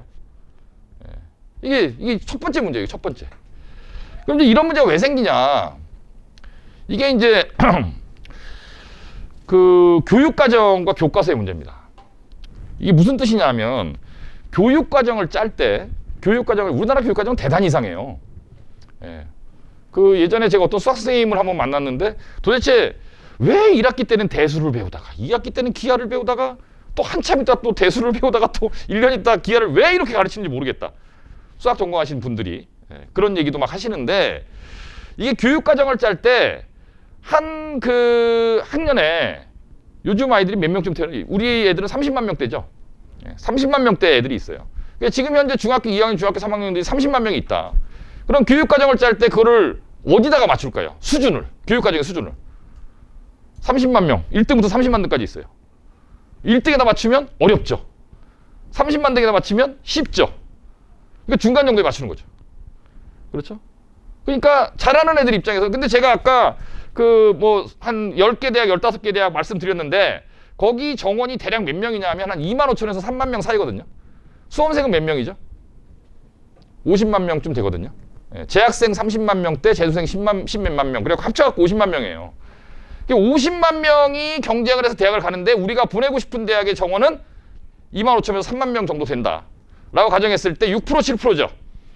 그렇죠? 6%, 7%의 아이들이 그런 대학을 가는데 중학교 교육과정은 위에 상위 6%, 7%를 위한 교육과정이 아니다라는 거죠. 그렇잖아요. 그럼 나머지 너무 어렵잖아요. 그러니까 이제 전국에 있는 모든 아이들이 똑같은 수준의 교육과정을 받는 것 자체가 모순이에요, 이거. 교과서도 모순이고. 중학교는 교과서를 다 공부를 하거든요. 그러니까 영어 시험을 이제 제가 이제 그 원래 영어 선생인데 중학교 아이들 영어 그 내신 대비를 시켜주려고 하면 보통 시험 범위가 2과예요. 중간고사 때 1과, 2과, 기말고사 때 3과, 4과 이렇게 2과 보거든요. 그러면 2과를 예를 들면 뭐 우리 지금 이 자리에 계신 어떤 학생의 그 어머님 여기 계신 애 중에 하나를 제가 내신 대비를 해준다. 그럼 영어 2과를 설명을 해줄 거잖아요. 어느 정도 시간이 걸릴까요? 50분? 2과 끝나요. 왜냐하면 걔는 평상시에 뭘 배우고 있느냐? 이미 고2 모의고사를 풀고 있어요. 고2 모의고사를 푸는 애한테 중학교 교과서 2과를 갖다가 가르치는 건 이거는 그러니까 쉽게 얘기하면 프로야구 선수한테 초등학교 수준의 야구를 가르치는 거하고 비슷한 거예요. 50분이면 끝나요. 그런데 그 아이를 중학교 그 이번 기말고사 영어를 100점을 맞추기 위해서 방법은 있어요. 그 중학교 기출문제가 있잖아요. 요새는 뭐 콘텐츠가 넘쳐나니까 기출문제를 3과 4과 영어 3과 4과의 기출문제를 이 아이한테 1000개를 풀리는 거예요. 풀리고 야 100개 풀고 동그라미 쳐주고 빨간펜 검사하고. 근데 그 짓을 하는 게 그 아이의 어떤 학력 신장에 도움이 될까요? 그럼 뭐하러요 그거를 그 쉬운 거를 계속 반복. 근데 학교 시험 잘 보려면 그렇게 해야 되잖아요. 1000문제 2000문제 뭐 계속 풀리는 거예요. 계속 의미 없죠. 그러니까 안 하죠. 그냥 짧게 50분 해주고 네 알아서 봐. 부모님이 내신 대비 안 해주시는 그 내신 대비 해줘도 되는데 사실 내신 대비를 안 해줘도 거의 A는 받아요. 왜냐면 중학교 2학년 3학년짜리가 우리 학원을 다니고 있다 그러면 걔는 이상한 애잖아요 이미. 지금 저 학원을 다니면서 걔 이상한 애잖아요. 걔 내심을 학원에 와요. 10시까지 공부하는 게 자연스러워요. 토요일 아침에 9시까지 학원 오는 게 하나도 안 이상해요 걔는. 일요일날 수업 잡으면 와요. 너무 당연하게. 일요일 학원 가는 게 뭐. 이러고 와요. 이상한 애죠. 그런 아이가 그냥 저희가 내신 대비를 시켜주지 않아도 A를 못 받을까요? 그냥 다 받아요 A는. 근데 A하고 100점하고 다르니까. 그죠? A하고 100점이 다르니까 100점을 맞추려면 그 짓을 해야 되는데 그 짓을 안 하는 거죠 저희는. 그 시간에 딴 거예요. 그 시간에 책이나 더 읽어라 차라리. 그게 더 남는 장사다. 시간 아까우니까. 그런 거예요. 근데 이제 고등학교 가면 또 무슨 일이 벌어지냐. 그래서 고등학교는 교과서가 있잖아요. 교과서가 있는데 교과서를 사죠 애들이 고1 때. 근데 교과서 잘하는 고등학교일수록 교과서에서 시험 문제를 안 내요. 왜냐하면 교과서 갖고 내갖고 그걸 갖고 평가해갖고 얘를 대학 가는 그런 그 아이로 만들어낼 수 없다는 걸 잘 알고 있기 때문에 고등학교 선생님은 아예 교과서만 사기만 사고요. 그걸 수업을 안 해요. 잘하는 고등학교일수록 다 마찬가지예요. 여기 요번에 제가 성남고 다니는 애 1학년에 내신 대비 해줬는데 걔네가 이제 시험 범위 기말고사 시험 범위가 모의고사 2회분이거든요. 모의고사 2회분이면 한 지문이 영어 지문은 40개쯤 되는 거예요. 그게 시험 범위인데 그걸 다 해줬죠. 수업을 다 해주고 나서 야 교과서는 안 들어가요. 그래? 중간고사 때 들어갔거든요.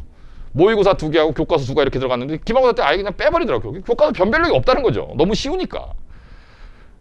교과서를 안 해요. 그리고 얼마 전 기사에 보니까 수학 선생님들이 전국에 있는 중고교 수학 선생님들이 그 좀 가슴 시린 고백을 하셨던데 수학 선생님들의 67%인가가 수업 시간에 가르친 것보다 훨씬 어려운 문제를 출제할 수밖에 없다. 수업 시간에 가르친 내용대로 출제를 하면 변별력이 안 생기기 때문에 더 그 기사 보셨는지 모르겠는데 뭐 따끈따끈한 일주일도 안 된 기사입니다. 그런 거죠. 그러니까 이게 중학교 내신하고 고등학교의 어떤 내신하고의 이런 그 간격이 너무 크기 때문에 중학교 내신 그거 할 시간에 고등학교 공부하는 게 훨씬 더 대입을 바라보는 사람의 입장에서는 남는 투자인 거죠. 맞잖아요. 이해하셨죠? 근데 이게 지난달에도 이제 그런 논쟁이 이제 어떤 학부모님들이랑 있었는데 어머니 그냥 제가 좀 한 대로 놔두시면 애가 자존감이 떨어진다는 거예요. 중학교 시험을 못 봐서. 그러니까 자기보다 못하는 애들이 자기보다 시험을 잘 본다는 거예요. 중간고사를. 그러니까 애가 자존심이 상한다는 거예요. 그 자존심을 살리기 위해서 기말고사 공부를 시켜야겠다. 그럼 그 대화의 벽을 느끼는 거죠. 제가. 어머니 진짜 자존심은요. 서울대 연고대 가면 안 세우려고 그래도 저절로 서져요. 애 성취감이라는 거. 그때를 위해서 지금 잠깐 참으면 되는 거예요. 근데 설득이 안 돼요. 설득이 안 되는 거예요. 그냥 뭐 공부해야 되는 거예요. 내신 공부 하겠대요. 그래서 하라 그럼. 방법이 없다. 뭐 이렇게 되는 거거든요. 자, 그 다음 문제는 제가 아까 말씀드린 대로 고등학교 과정은 공부를 하는 과정이 아니라 수학을 하는 과정이다. 그러면 수학을 하기 위해서 C를 언제 뿌려야 되는 거예요? 공부를. 지금 해야 되는 거예요. 지금. 아시겠죠? 지금 해야 되는 거예요. 지금 고등학교 과정 공부해야 되는 거예요.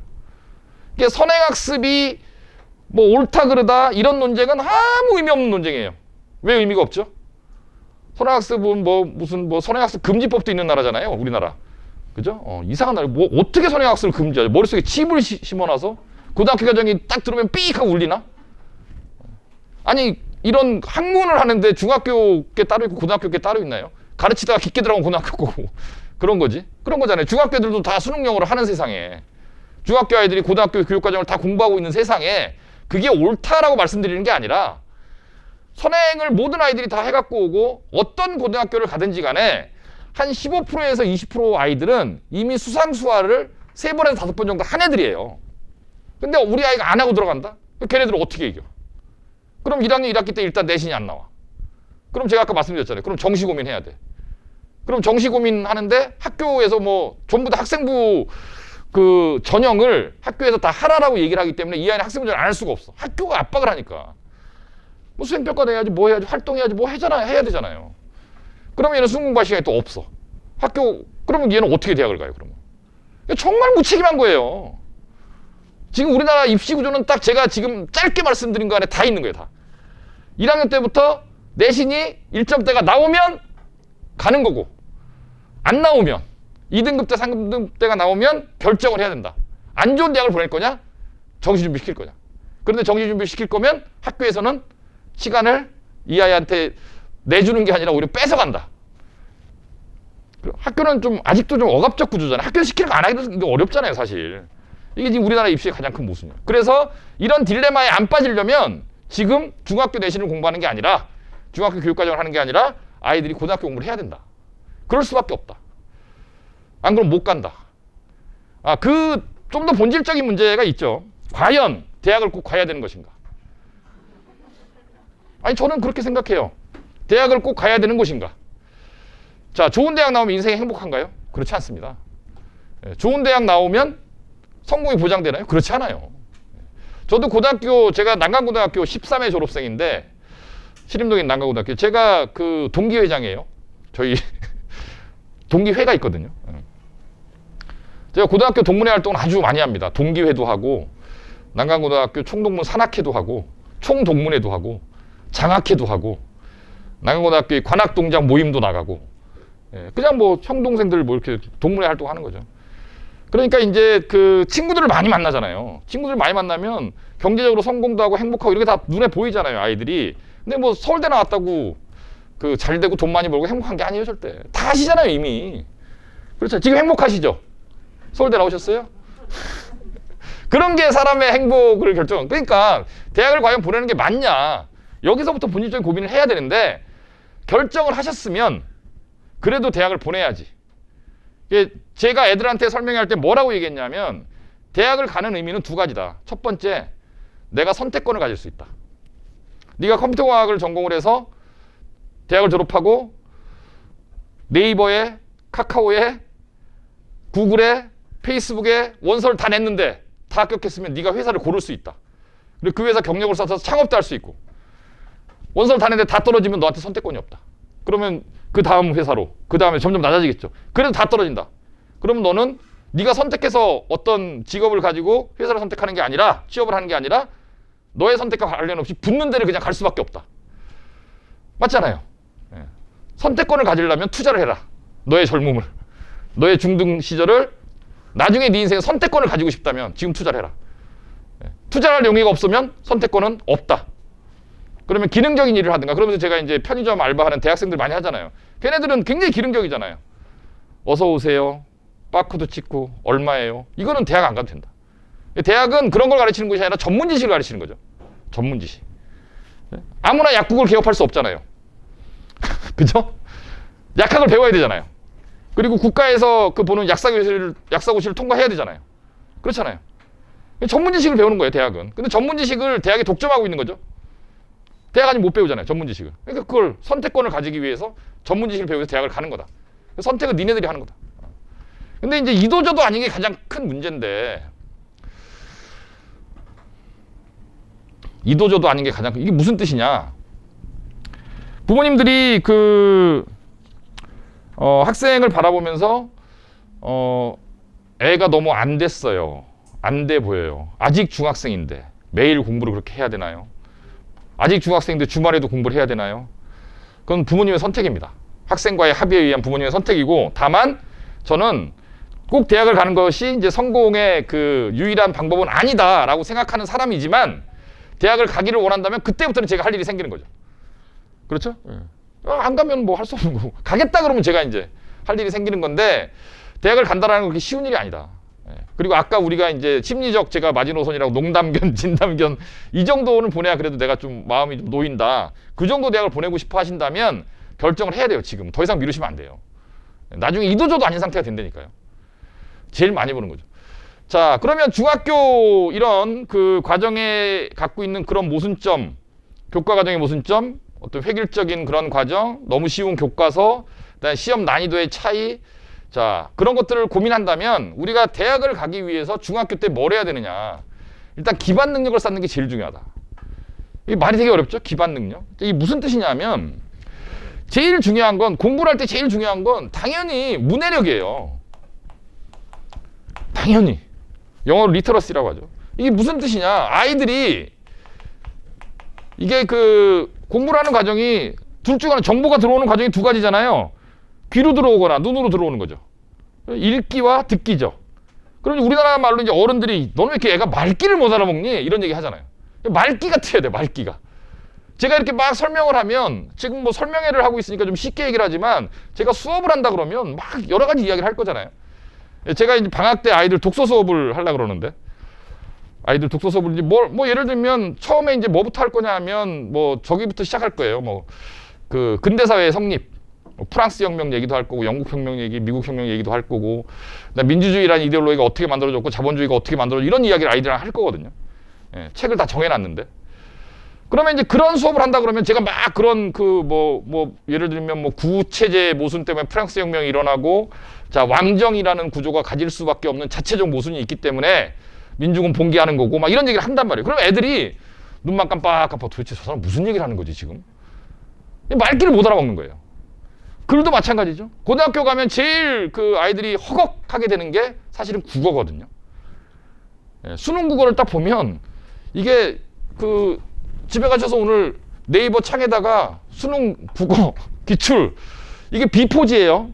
여기 지문이 이렇게 있어요. 이렇게.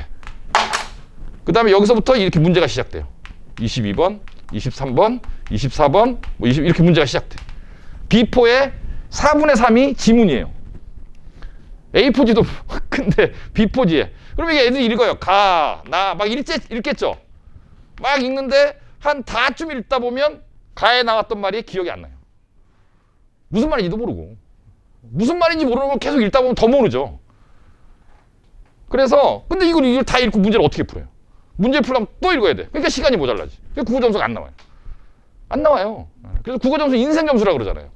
우리 애는 왜 이렇게 국어 점수가 안 나올까요? 그럼 제가 드릴 수 있는 말씀 하나밖에 없어요. 다시 키우세요. 처음부터 다시 키우세요. 그럼 어떻게 해요, 그거를? 읽기가 안 되는데. 그래서 이렇게 뭔가 아카데믹한 글을 읽고 아카데믹한 말을 들었을 때 학문적인 말이죠. 그런 말을 들었을 때 애가 귀로 이해하고 눈으로 이해할 수 있는 능력, 정보를 받아들이는 능력, 예, 이런 능력이 우리가 보통 문해력이라고 하잖아요. 이걸 키워야 되는 거예요, 지금. 중학교 내신 공부할 때가 아니라. 중학교 내신 갖고 안 된다니까, 너무 쉬워서. 예. 그리고 양도 확 늘려야죠. 저희 학원 애들은 제가 무조건 책 읽히거든요. 중학생들은. 예. 책 읽는 수업을 만들어요, 그냥. 그래서 그거 안 들으면 학생은 안 받아요, 저는. 예. 지랄 맞죠, 원장님 성격이. 이거 안 들으면 안 받아. 왜 그러느냐? 왜 그러겠어요, 제가. 대학 보내는 게 직업인데. 대학 보내는 게 직업인 사람이 책을 읽지 않는 아이는 가르치지 않겠다. 왜? 대학을 못 보내니까. 극단적으로 좀 말씀드리면 얘를 상위권 대학 보낼 수 있는 방법은 존재하지 않아요. 글을 읽는 거를 두려워하고 싫어하고 안 읽고. 그래서 제가 상담하다가 책은 많이 읽니? 이렇게 물어보면 아니요. 대학은 갈 거니? 네. 그럼 너 못 가. 이게 상담이에요, 이게. 못 가. 책 읽어야 돼. 네. 그래서 기반 능력이라는 건 이런 거고. 그러면 가장 밑바닥에 있는 문해력. 이거는 뭐 방학 특강 갖고 생기는 건 아니겠죠? 늘 몸에 체화돼야 늘 읽기가 이제 그 생활화돼 있어야 되는 거죠. 그런 선생님이 있어야 되는 거예요. 아이들한테 왜 글을 읽는 게 중요한 건가를 계속 모티베이션 해주고 같이 읽어주고 설명해주고 이런 사람이 그런 환경에 애가 노출되어 있어요. 부모님이 해주면 제일 좋고. 그러니까 오늘 제가 낮에 어떤 제자가 아까 찾아왔다고 한번 얘기 드렸잖아요. 걔가 이제 서울대 경영학과를 갔는데 걔네 집이 분위기가 그래요. 걔네 집은 어렸을 때부터 걔는 책을 무진장 읽으네요. 부모님이 두 분 다 문과 출신이시고, 저도 잘 아는 분들인데, 뭐, 오빠는 이과 가서 오빠는 연대 의대를 갔고, 둘째는 이제 딸인데 서울대 경영학과를 갔고, 진짜 부럽죠. 예. 근데 그 두 분이 그래요. 그 두 분이. 예. 근데 그 두 분도 사실 뭐 저랑 비슷한 일을 학교에 계시거든요. 학교에 계신데 그 어머님이 애를 저한테 이제 3년 넘게 맡겨놓고 학원에 거의 이렇게 입시 관련해서는 한 번 문의를 안 한 엄마예요. 얼마나 궁금하겠어요, 본인도 그걸 아는 건데. 근데 이제 맡겨놓고, 왜냐하면 별로 이렇게 부모님이 전화한다고 바뀌는 게 아니다라는 걸 이미 알고 있기 때문이죠. 엄마가 전화한다고 바뀌는 게 아니거든요. 제일 좋은 엄마는 그냥 그 카카오톡으로 스타벅스 상품권 보내는 엄마가 제일 좋은 엄마예요. 아무 말도 안 하고. 농담입니다, 농담. 저 스타벅스 안 가요. 예, 스타벅스 안 가요. 저는 그 대기업이 이렇게 조그마한 커피숍까지 막 다 잡아먹는 거에서 좀 약간 그 좌파적 성향이 있어서 그건 옳지 않다고 생각해요. 그래서 저는 스타벅스 안 가요. 예. 오늘 하나 드릴까요? 이따 추첨해서. 제가 선물 받은 스타벅스 상품권이 많이 있는데. 농담이고. 어쨌든 그래서 걔가 이제 서울대 갈 때 그해 저희가 또 다른 애는 이제 이과인데 걔는 이제 서울대 자연대를 갔는데 그 어머님이 공무원이신데 그 어머님은 제가 웬만하면 제 전화번호를 안 알려드리거든요. 학부모님들한테. 제 생활을 못 하잖아요. 전화가 하도 많이 오니까. 근데 이제 그 어머님은 참 원장님 좀 전화번호 좀 가르쳐라 그래갖고 자기 너무 바쁘다는 거예요. 가끔 이제 문자가 딱 와요. 문자가 뭐라고 오냐면 원장님 더운데 잘 지내시죠? 끝이에요, 끝. 공부 얘기 이런 거 하나도 안 물어봐요. 그게 무슨 뜻이에요? 더운데 정말 이 더위에 제가 잘 지내고 있는 게 궁금할까요? 그 어머님이? 안 궁금하죠. 우리 딸 잘 가르쳐라. 안 그러면 너 죽는다. 뭐 이런 거죠. 그 얘기를 원장님 더운데 잘 지내시죠? 건강 유의하세요. 거기까지. 신경 써. 그것만. 그런 그 어머님들이 잘 되는 거죠. 그래서 이제 아까 그 아이도 사실은 이미 왔을 때 독서량이 상당히 높았기 때문에 굉장히 수월했던 거예요. 가르치는데. 이게 받아들이는 속도가 거의 뭐 거의 10배 차이가 나요. 이런 그 기반 능력, 문해력이 좋은 아이들하고 그렇지 않은 아이들하고는 받아들이는 속도 자체가 너무 완전히 다르기 때문에 똑같은 시간을 공부한다고 하더라도 성취도가 다르다. 중학교 지금 객관식 그 기말고사 공부를 시킬 때가 아니라 그 시간에 책을 더 읽는 게 남는 장사다라고 제가 아까 말씀드렸잖아요. 그런 거예요. 길어지고 어려워진다. 거부감이 확 들어와요, 애들한테. 이걸 어떻게 읽어요? 그걸 없애줘야 돼. 그 다음에 영어의 기반 능력은 뭐죠? 영어의 기반 능력. 듣기, 어휘, 문법 이런 거잖아요. 예. 그런 건데 뭐 듣기는 사실 그렇게 어렵지 않습니다. 대부분 애들이 안 틀려요, 듣기는. 근데 우리 애는 대부분에 속하지 않죠. 그죠? 듣기를 틀리면 듣기 워낙 쉬워요. 그래서 쉽게 나오기 때문에. 어휘. 중학교 교과서에서 그 아이들이 필요한 어휘를 한 5,000개 정도라고 보통 보는데 5,000개. 수능에 필요한 어휘를 보통 몇 개라고 보냐면 4만 개 정도라고 보거든요. 예. 그러니까 초등학교, 중학교 다니면서 한 5,000개 정도를 외운 애한테 4만 개까지 가는데 이 아이가 가질 수 있는 시간이 그리 많지 않은 거죠. 왜냐하면 영어만 하는 게 아니니까. 그렇죠? 그래서 단어는 한꺼번에 되는 게 아니고 갑자기 뭐 2만 개, 3만 개를 갑자기 외울 수는 없잖아요. 그러니까 꾸준히 계속 관리를 계속 해야 되죠. 그렇죠? 네, 계속 또 리마인딩 해주고 계속 익숙해질 수 있도록. 그 다음에 이제 문법인데 이 영어는 그 내신 영어하고 수능 영어가 좀 다르거든요. 이게 내신 영어는 철저하게 문법이에요. 그러니까 내신 2등급, 3등급 받는 애가 수능 1등급 나오는 애들이 많거든요. 얘는 이제 문법이 안 되는 거예요. 근데 일단은 중학생이니까 지금 학생부 전형을 접을 수 없기 때문에 요번 방학 때 하여튼 문법, 고등학교 가기 전에 일단 문법. 고등학교 가기 전에는. 문법 우리 애를 뭐 완성시켜달라. 문법의 완성은 없어요. 그런 건 존재하지 않아요. 존재하지 않고요. 계속 이제 돌리는 건데, 익숙하게 하는 건데, 제가 요번에 아주 여름에는 문법 학교라고 제가 우리 영어과 선생님들한테 중학생들은 그 여름방학 한 달 동안에는 정규 수업은 다 뺀다. 영어 정규 수업 안 한다. 그리고 오후에 매일 2교시씩 영어 문법 학교를 한다. 일주일 동안 10교시. 그리고 하루에 50개씩 문제를 내준다. 일주일에 300개씩 풀린다. 문법 문제. 그래갖고 4주 동안 1200개. 풀리면 통과. 예. 이런 얘기하면 애들이 학원 안 온다 그러는데. 예. 그러니까 아까 말씀드렸죠. 이따 또 얘기하겠지만 예. 그 수학은 어떤 기반 능력이 필요하느냐. 자, 수학이라는 과목은 이런 거죠. 이제 문제를 해결하는 건데 문제를 해결하는 과정은 이제 발상과 연산이죠. 발상이라는 건 어떤 문제가 주어졌을 때 그 문제의 조건에서 내가 뭔가 뭐를 적용해야 될 걸 찾아내는 거죠. 그래서 식을 세운다라고 보통 얘기를 하죠. 발상이 있고 그 다음에 그 식을 세웠으면 그걸 연산으로 해결하는 거죠. 그렇죠? 발상과 연산이라는 이제 2단계의 과정을 굳이 구분하자면 그런 과정을 통해서 이제 수학 문제의 풀이 과정이 진행이 되는데 학생들한테도 똑같이 질문하거든요. 야, 어떻게 하면 발상 능력이 좋아지고 어떻게 하면 연산 능력이 좋아지냐? 야, 어떻게 하면 발상 능력이 좋아지겠어? 많이 풀어봐야겠죠? 그렇지. 어떻게 하면 연산 능력이 좋아지겠어? 많이 풀어봐야겠죠? 그렇지. 우리나라 수학은 지나칠 정도로 연산 중심이고 지나칠 정도로 유형화되어 있어요. 문제가. 이제 얼마 안 되는 개념 갖고 유형을 엄청나게 만들어 갖고 그러니까 그렇게 수학을 가르치는 것이 옳다 그르다 문제는 약간 변론으로 하고 어쨌든 대학 가는 데 필요한 수학은 발상이든 연산이든 기반 능력은 뭐다? 어디서 생긴다? 많이 푸는 것밖에 방법이 없다. 그래서 선행을 어디까지 할 거냐 이런 것도 별로 중요하지 않아요 사실. 나중에 다 똑같아지거든요. 여기서 중요하지 않다라는 건 지금 하나도 안 해놔도 문제가 안 된다는 뜻은 절대로 아니에요.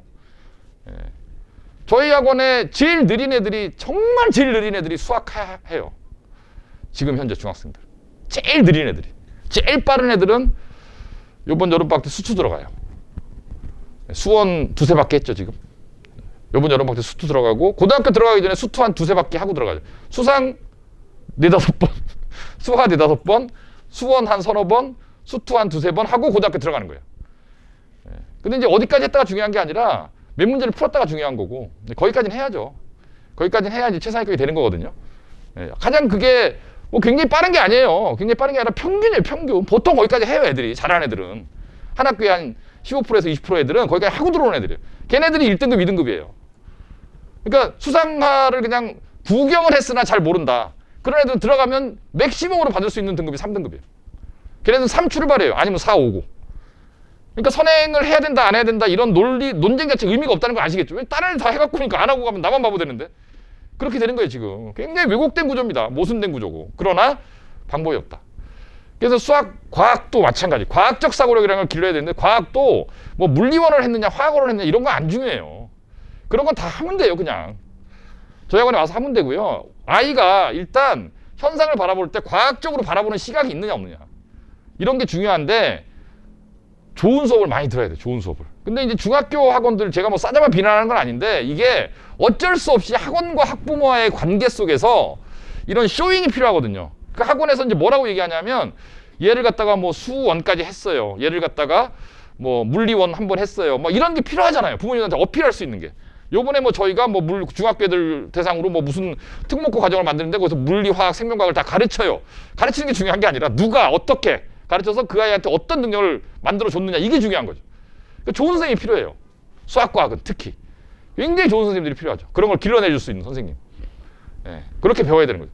그래서 저는 부모님들한테 저희 재원생 어머님들 아시겠지만 저는 부모님들한테 진도 공개를 잘 안 해요. 얘가 지금 뭘 배우고 있다는 걸 설명 안 해요. 잘. 왜냐하면 제가 아까 말씀드린 건 쇼잉. 뭔가 보여줘야 된다는 그런 압박에서 제가 자유롭고 싶고 이 아이한테 뭘 어떤 과정을 언제 가르칠 거냐를 결정해 달라고 여기 보낸 거잖아요. 아닌가요? 그런 거잖아요. 부모님들이 그런 걸 결정하시기 어려우니까 우리 아이 수준에 맞는 뭘 좀 가르쳐라 보냈으면 그냥 그걸 믿고 보냈으면 그냥 알아서 하게 뭐 배우는지 궁금해하지 마시고 알아서 가르칠 테니까. 예. 그래서 이제 과학 수업은 뭐 어떻게 진행되나요? 이렇게 저한테 물어보면 제가 뭐라고 답변 드리죠? 저도 모릅니다. 예. 저도 몰라요, 진짜로. 예. 저희 그 중학교 아이들이 이제 과학 강좌를 듣는 아이들이 있는데 그 강좌에서 뭘 배우는지 저도 몰라요. 그건 온전히 그걸 가르치는 선생님의 몫이에요. 제가 안다고 별로 달라질 것도 없거든요. 제가 뭘 가르치지 말라고 할 것도 아니고 그냥 알아서 하는 거예요. 목표하는 데가 딱 정확하게 알고 있으니까 입시를 하시는 분이니까. 예. 어쨌든 그렇습니다. 그런 그 능력과 이제 학습용 사고력이라는 게 필요한데 이게 애들이 이렇게 머리도 빠르고 언변도 좋고 이런 애들인데 또 공부는 또 못하고 그런 애들이 있죠. 눈치는 빨라. 이게 이제 공부에서 필요한 사고력이라는 건 따로 있는 거거든요. 이게 바르게 생각하는 능력이에요. 바르게 생각하는 능력. 그러니까 이런 근거가 나왔을 땐 이런 결론이 내려져야 된다라는 그런 사고 과정을 그것도 이제 훈련을 통해서 주변에 그런 이렇게 좀 뭐랄까 논리적으로 생각하는 사고력 측면 논리적으로 생각하는 그런 선생님들이랑 대화를 많이 하는 게 제일 중요한 것 같아요. 집에서는 논리적 대화가 잘 안 되죠. 이렇게 하면 이렇게 돼야 되잖아요. 예를 들면 애가 목이 아프대. 목이 아프면 야 도라지즙을 먹어. 이게 좋대 목에. 그럼 아이가 뭐라 그러죠? 싫어. 그럼 끝나는 거예요. 대화 단절. 이게 아프면 이걸 먹어야 되는데 싫어하면 끝나는 거예요. 이게 논리적 대화가 안 되는 거예요. 이게. 그래서 그런 대화를 할 수 있는 선생님들한테 많이 노출시키는 거죠. 그러려면 아이가 여기 있어야 돼요. 집에 있으면 안 돼요. 집에서는 쉬고 엄마랑은 뭐 이렇게 뭐 놀고 아빠랑도 뭐 안아주고 우리 딸 이쁘다 우리 아들 이쁘다 이런 거 하시고 이런 논리적인 훈련은 어딘가에서 속해야 되고 대화를 많이 나눠야 된다. 그런 과정에서 아이들이 이제 크는 거죠. 근데 수학과학 선행. 근데 수능 등급 조기확보는 무슨 뜻이냐면 일단 아까 제가 학생부 전형할 때 수능 최장력 기준이라는 게 있다고 말씀드렸잖아요. 그래서 한 과목이라도 1등급이나 2등급을 만들어 놓은 상태에서 고등학교 입학하면 굉장히 유리해요. 그렇죠? 굉장히 유리해. 일단 확보가 돼 있으니까. 그런 걸 뭘로 만들 거냐? 사실 수학과학은 어려워요. 지금부터 1등급 만들기가. 지금은 이제 수학과학은 선행, 그러니까 국어 영어야, 국어 영어. 국어 영어를 둘 중에 하나를 1등급, 2등급을 만들어 놓고 입학시키는 건 굉장히 유효한 전략입니다. 시간을 벌 수 있기 때문에. 영어가 제일 쉽죠. 영어는 뭐 시간만, 영어는 뭐, 우리 애는 영어 선행을 했다. 영어에 선행이 어디 있어요? 영어는 뭐 중학교 영어, 고등학교 영어가 따로 있는 것도 아니고요. 그냥 영어는 능력치니까. 그렇잖아요. 지금 저희 학원에서 영어 제일 잘하는 애들 5명을 뽑아라. 저희 학원에서. 영어 제일 잘하는 5명 뽑으면 고3이 아무도 없어요. 고1, 고2에 다 있어. 영어 제일 잘하는 애들. 학년이랑 상관없다는 거예요. 걔네들 이미 고등학교 들어갈 때 1등급 만들어 놓고 영어 수업 안 들어도 돼요. 걔네들은. 실제로 안 하는 애들도 있어요. 평상시에 안 하다 내신 때만 해요. 내신 때만. 평상시에 영어 수업 안 해요. 딴 공부해. 그랬다가 그냥 모의고사나 한 달에 한두 번씩 봐주는 거죠. 떨어지나 안 떨어지나 이것만 보는 거예요. 그런 걸 미리 만들어 놓고 입학시키면 굉장히 좋은 거예요. 이게 지금 해야 될 일이에요. 중학교 과정에 해야 되는. 수학과학 선행하고 책 많이 읽히고 문해력 키워주고 자 깊이 있는 문제를 사고할 수 있는 사고 능력 키워주고 그 다음에 수능 등급을 하나라도 조기 확보해 놓고 이런 걸 해놓고 입학을 시켜야 된다. 그래서 고등학교 들어가면 수학을 해야 된다. 수학을. 이해 가시죠? 거두어 들어야 된다. 가서 씨 뿌리는 게 아니다. 자 고등학교 가면 대학 가려고 공부 열심히 하자 이렇게 하는 게 아니라 고등학교 들어갈 때 준비가 다 돼 있는 상태에 들어가야 돼. 그래야 그런 대학을 간다. 안 그러면 못 간다. 그리고 무엇보다 중요한 건 아까 처음에 말씀드렸던 것처럼 부모님들이 그 입시를 갖다가 많이 공부하는 것보다는 우리 애를 본인의 입시 과정에 대해서 이해하고 있는 애로 만드는 것. 그러니까 사람이 그렇잖아요. 내가 뭘 하는지를 알아야 이게 좀 신이 나잖아요. 내가 뭘 하는지도 모르게 질질 끌려가면 되게 좀 스트레스 받잖아요. 그러니까 학생을 입시 전문가로 만들어요. 학생을. 예. 그래서 이제 학생 설명회를 하는 거죠. 기초부터 여러 번 하죠. 겨울에는 아주 많이 하죠. 중학교 3학년 대상으로 많이 하는데 이런 게 이제 중요하다. 자, 고등학교를 선택하는 방법입니다. 궁금하시죠, 이거? 그렇죠? 이거는 뭐 매년 해도 이거는 제목을 이걸로 타이틀을 딱 따면 학부모님들 제일 많이 오세요. 고등학교 특히 한 10월달, 11월달 되면 초미의 관심사잖아요. 고등학교 어디 쓸 거냐. 고등학교를 선택하는 잘못된 예부터 제가 몇 가지 좀 보여드리겠습니다. 우리 애는 딸인데 남자애는 학교 싫대. 여고를 좋아한다. 근데 아까 이제 학생부 교과 전형을 제가 이제 첫 번째 전형으로 소개를 해드리면서 내신 1점 매심 어디 간다 이런 말씀 드렸는데 똑같은 그런 그 학습 능력을 갖고 있는 애가 여자애가 공학을 갔을 때하고 여고를 갔을 때 받을 수 있는 내신은 거의 평균 1 차이가 나요. 그러니까 1.5를 받을 애가 여고를 가면 2.5를 받는다. 그럼 대학 아까 그 칸이 몇 칸이 내려오잖아요. 아까 기억나시죠? 사진 찍었던 그 칸이 몇 칸이 내려오잖아요. 그 여고를 보내야 될까요? 저 같으면 안 보냅니다. 예, 저 같으면 안 보내. 여고에서 이렇게 주장 안 하죠. 근데 저는 뭐 얘가 어떤 고등학교 저희 학원에 다 있으니까. 예. 또 볼까요? 대입 실적이 좋은 학교. 그 고등학교가 대학을 제가 또 한 번 말씀드리는데 지금의 입시 제도는 학교가 적어도 우리 관악동작에 있는 고등학교는요. 학교가 애들을 대학을 보내는 그런 시스템이 아니에요. 애들이 알아서 가는 거예요. 학교는 환경이고. 이상한 게 아니에요, 이게 맞는 거예요. 그러니까 학교는 자기의 어떤 기록을 갖다 수확하는 그런 장소지 학교가 뭘 해서 대학을 가는 게 아니다라는 거예요. 고등학교 가면 저절로 알게 돼요. 이미 큰 애가 있는 부모님들은 알고 계실 거예요. 그렇죠? 상담을 하죠. 근데 무슨 상담을 하냐면 얘가 지금 영어는 괜찮은데 수학이 안 나오니까 수학 점수를 좀 올렸으면 좋을 것 같아요. 이게 담임선생님의 상담이에요. 그거는 동네 그 슈퍼 아저씨도 할 수 있는 상담이에요. 어떻게 해야 되는지를 말해줘야지. 그리고 어느 대학 갈 수 있는지를 말해줘야지. 그러니까 제가 1학년 1학기 딱 끝나고 정시 판단, 수시 판단 해야 된다고 말씀드렸잖아요. 학교에서 그런 판단 안 해주죠, 절대. 그냥 학교에서 하는 프로그램 열심히 하고 학교 시험 등급이 낮으면 좀 올려라라고 얘기하죠. 등급 올리면 대학에 올라간다는 건 다 알아요. 그래서 어느 대학 갈 수 있는데. 모델링이 안 돼요. 예. 그래서 학교가 어느 고등학교가 대학을 몇 명 갔다 이런 게 중요한 게 아니라 그냥 어떤 아이가 서울대를 갔는데 그 아이가 그 학교를 다니고 있었던 거예요. 그런 거예요. 지금의 입시는 대한민국 입시는 그런 거예요.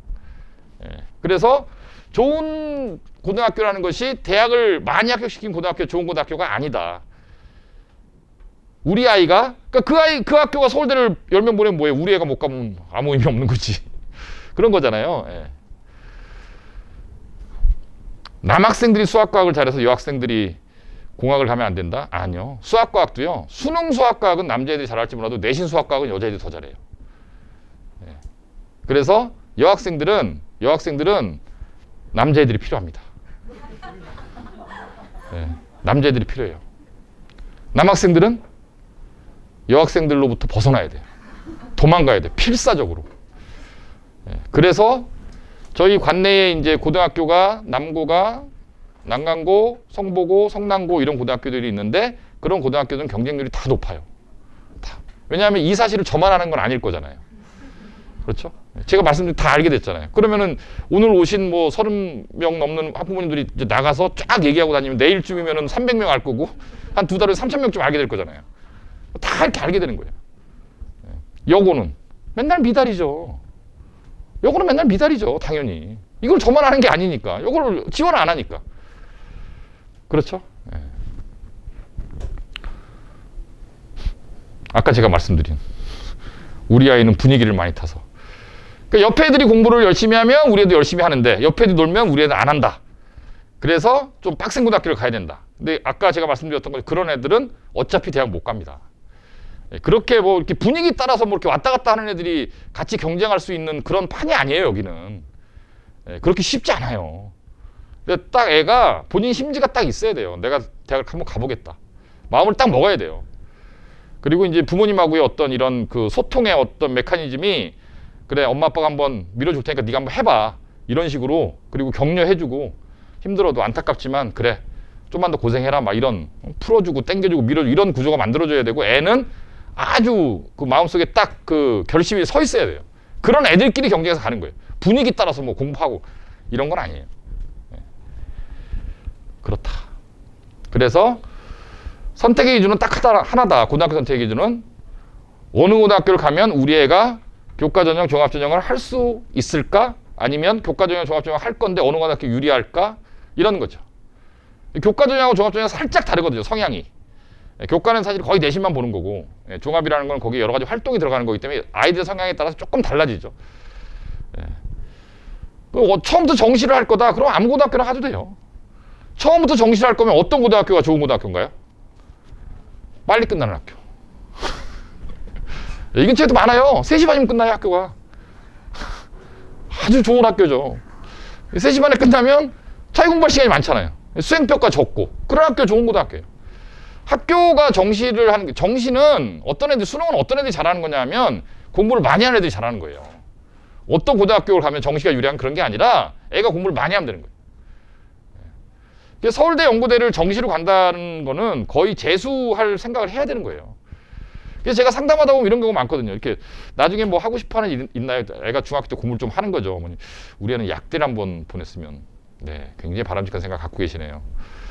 약대를 학교 가는 애들의 3분의 2가 다 재수삼수생이라는 사실. 실제로 그렇거든요. 못 가요. 못 이겨요, 수능에서. 이길 수가 없어요. 약대가 그렇게 만만한 데가 아니죠. 지금. 그러니까 되게 쉽게 얘기하는데 저는 물론 아이의 가능성을 제가 재단하진 않아요. 부모님이 아유 원장님 그냥 집에서 다닐 수 있는 데만 갔으면 좋겠어요. 이렇게 얘기하면 어머니 그렇게 생각하지 말라고. 목표를 더 크게 가지고 아이들의 어떤 발전 가능성을 재단하지 말라. 애가 어떻게 클지는 몰라요. 아무도 모르는 거기 때문에 그 아이의 발전 가능성을 재단하지 말고 그냥 열심히 한번 해라. 네가 하는 것만큼 엄마 뒷바라지 할 테니까 그렇게 하고 재단하면 안 된다 절대. 누가 어떻게 될지 모르는 거다. 여름방학 때 이제 애들을 어떻게 할 거냐. 여름방학 때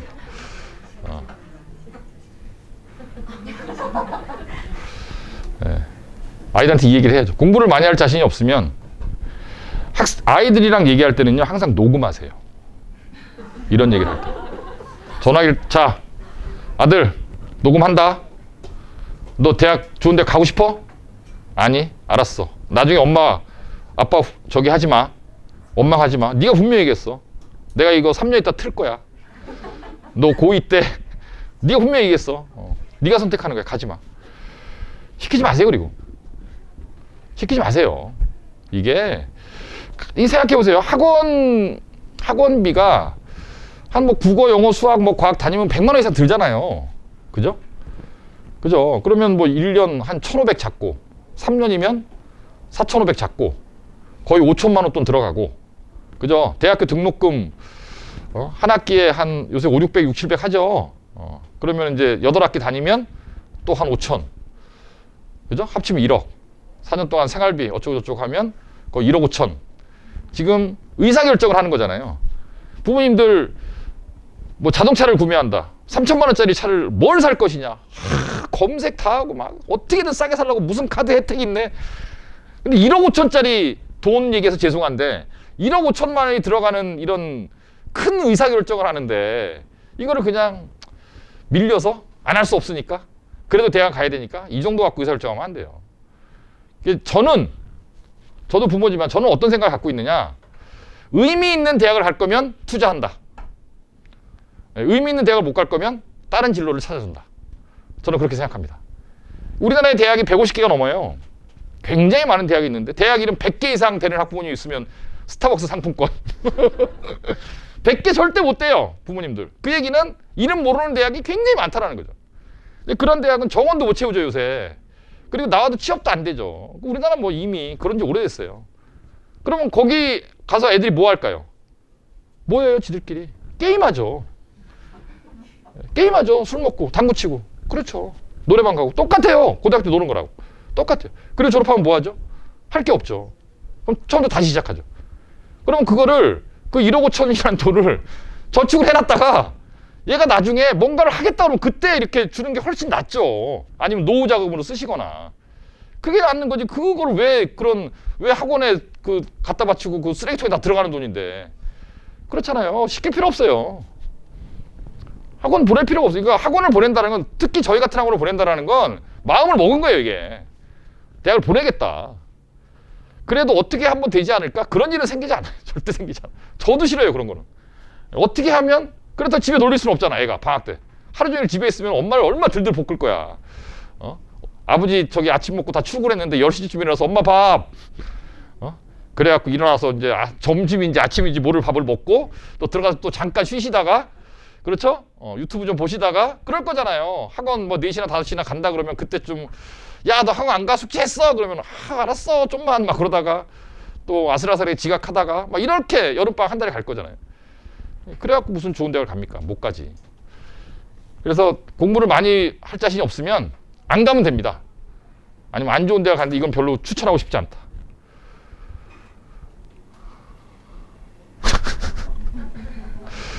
공부를 많이 시킬 생각이 없으면 부모님부터 눈높이를 낮춰야 된다. 그러니까 뭐 그냥 뭐 숭실대, 뭐 그냥 중앙대, 그냥 서울에 있는 대학만 보냈으면 좋겠어요. 굉장히 눈높이 높은 거예요. 예. 그런데 그냥 거기만 보냈으면 좋겠는데요가 아니라니까요. 제가 아까 말씀드렸잖아요. 저희 학원에 그런 대학 간 애들이 1000명이 넘는데 한 명 한 명이 전부 다 역사라고. 한 명 한 명의 스토리가 다 있어요. 그 얘기만 해도 2시간 걸려요. 이 아이는 이렇게 보냈고 저 아이는 저렇게 보냈고. 저는 다 알죠. 저는 애들도 만나고, 저는 우리 애들 그 시집장가 가면 다 가요. 연락 오면. 연락하는 애들이 많으니까. 저희는 애들이 모임도 해요, 졸업하고. 동문회? 학원 동문회? 학교도 안 하는데 요새는. 저희는 약간 다른 학원이랑 다르죠. 그런 문화가 있으니까. 제자들이랑 계속 교류하고. 남학생들은 군대 간다 그러면 다 인사 와요. 군대 갔다 오겠다고. 제대하면 인사하고. 휴가 나오면 군대 가서 심심해서 그런지 후배들한테 편지 써요. 나 누군데 애들아, 고등학교 3학년 애들 고생이 많지. 근데 고등학교 3학년 애들 수능 100일 남은 날은 선배들이 다 찾아오고, 수능 시험 보기 전에 초콜릿 지네들이 다 포장해갖고 애들 나눠주고 막 그래요. 저희 애들은, 선배들이. 저도 애들이랑 같은 눈높이에서, 그러니까 안 늙잖아요. 제가 걔들이랑 같이 노니까. 동의를 안 하시는. 제가 몇 살인지 모르시니까. 제가 몇 살처럼 보이세요? 별로 안 중요하죠, 그런 건. 그게 뭐 중요하겠어요. 제가 나이가 50대 중반이에요. 안 놀라세요? 안 놀랐어요? 50대 중반이니까 나이가. 근데 애들이랑 그렇게 지내니까 늘 젊게 살죠. 활력 있게 살고. 공부를 많이 시킬 생각이 없으면 부모님도 눈높이를 낮추는 게 좋다. 결정을 해야 된다. 그래서 부모님이 일단 우리 애를 어떻게 키울 것인가, 안 보낼 거냐, 의미 있는 대학을 보내기 위해서 투자를 하고 아이랑 뭐 실갱이를 하든 눈물을 흘리든, 오늘 집에 가서 손 붙잡고 눈물 한번 흘리. 아들, 결정을 해야 될 것 같다 이제. 결정을 해야 될 것 같다. 결정은 네가 해라. 엄마 이랬으면 좋겠다. 엄마 어떻게 학원을 매일 가? 하루 종일 어떻게 있어? 그럼 아들, 우리 대학 가지 말자. 결정을 해야죠. 근데 뭐 이도저도 아니면 안 된다니까요, 절대. 아까 말씀드렸잖아요. 굉장히 안쓰럽죠, 애가. 그죠? 그래서 제가 원래 8시 50분까지 했었는데 이번에 좀 늦췄어요. 여름이라. 겨울에는 무조건 8시 50분인데. 그래서 9시 50분까지 와서 밤 10시까지 공부를 하는 겁니다. 공부를 하는데 하루 종일 뭐 하냐 이런 생각이 굉장히 바빠요. 굉장히 바쁩니다.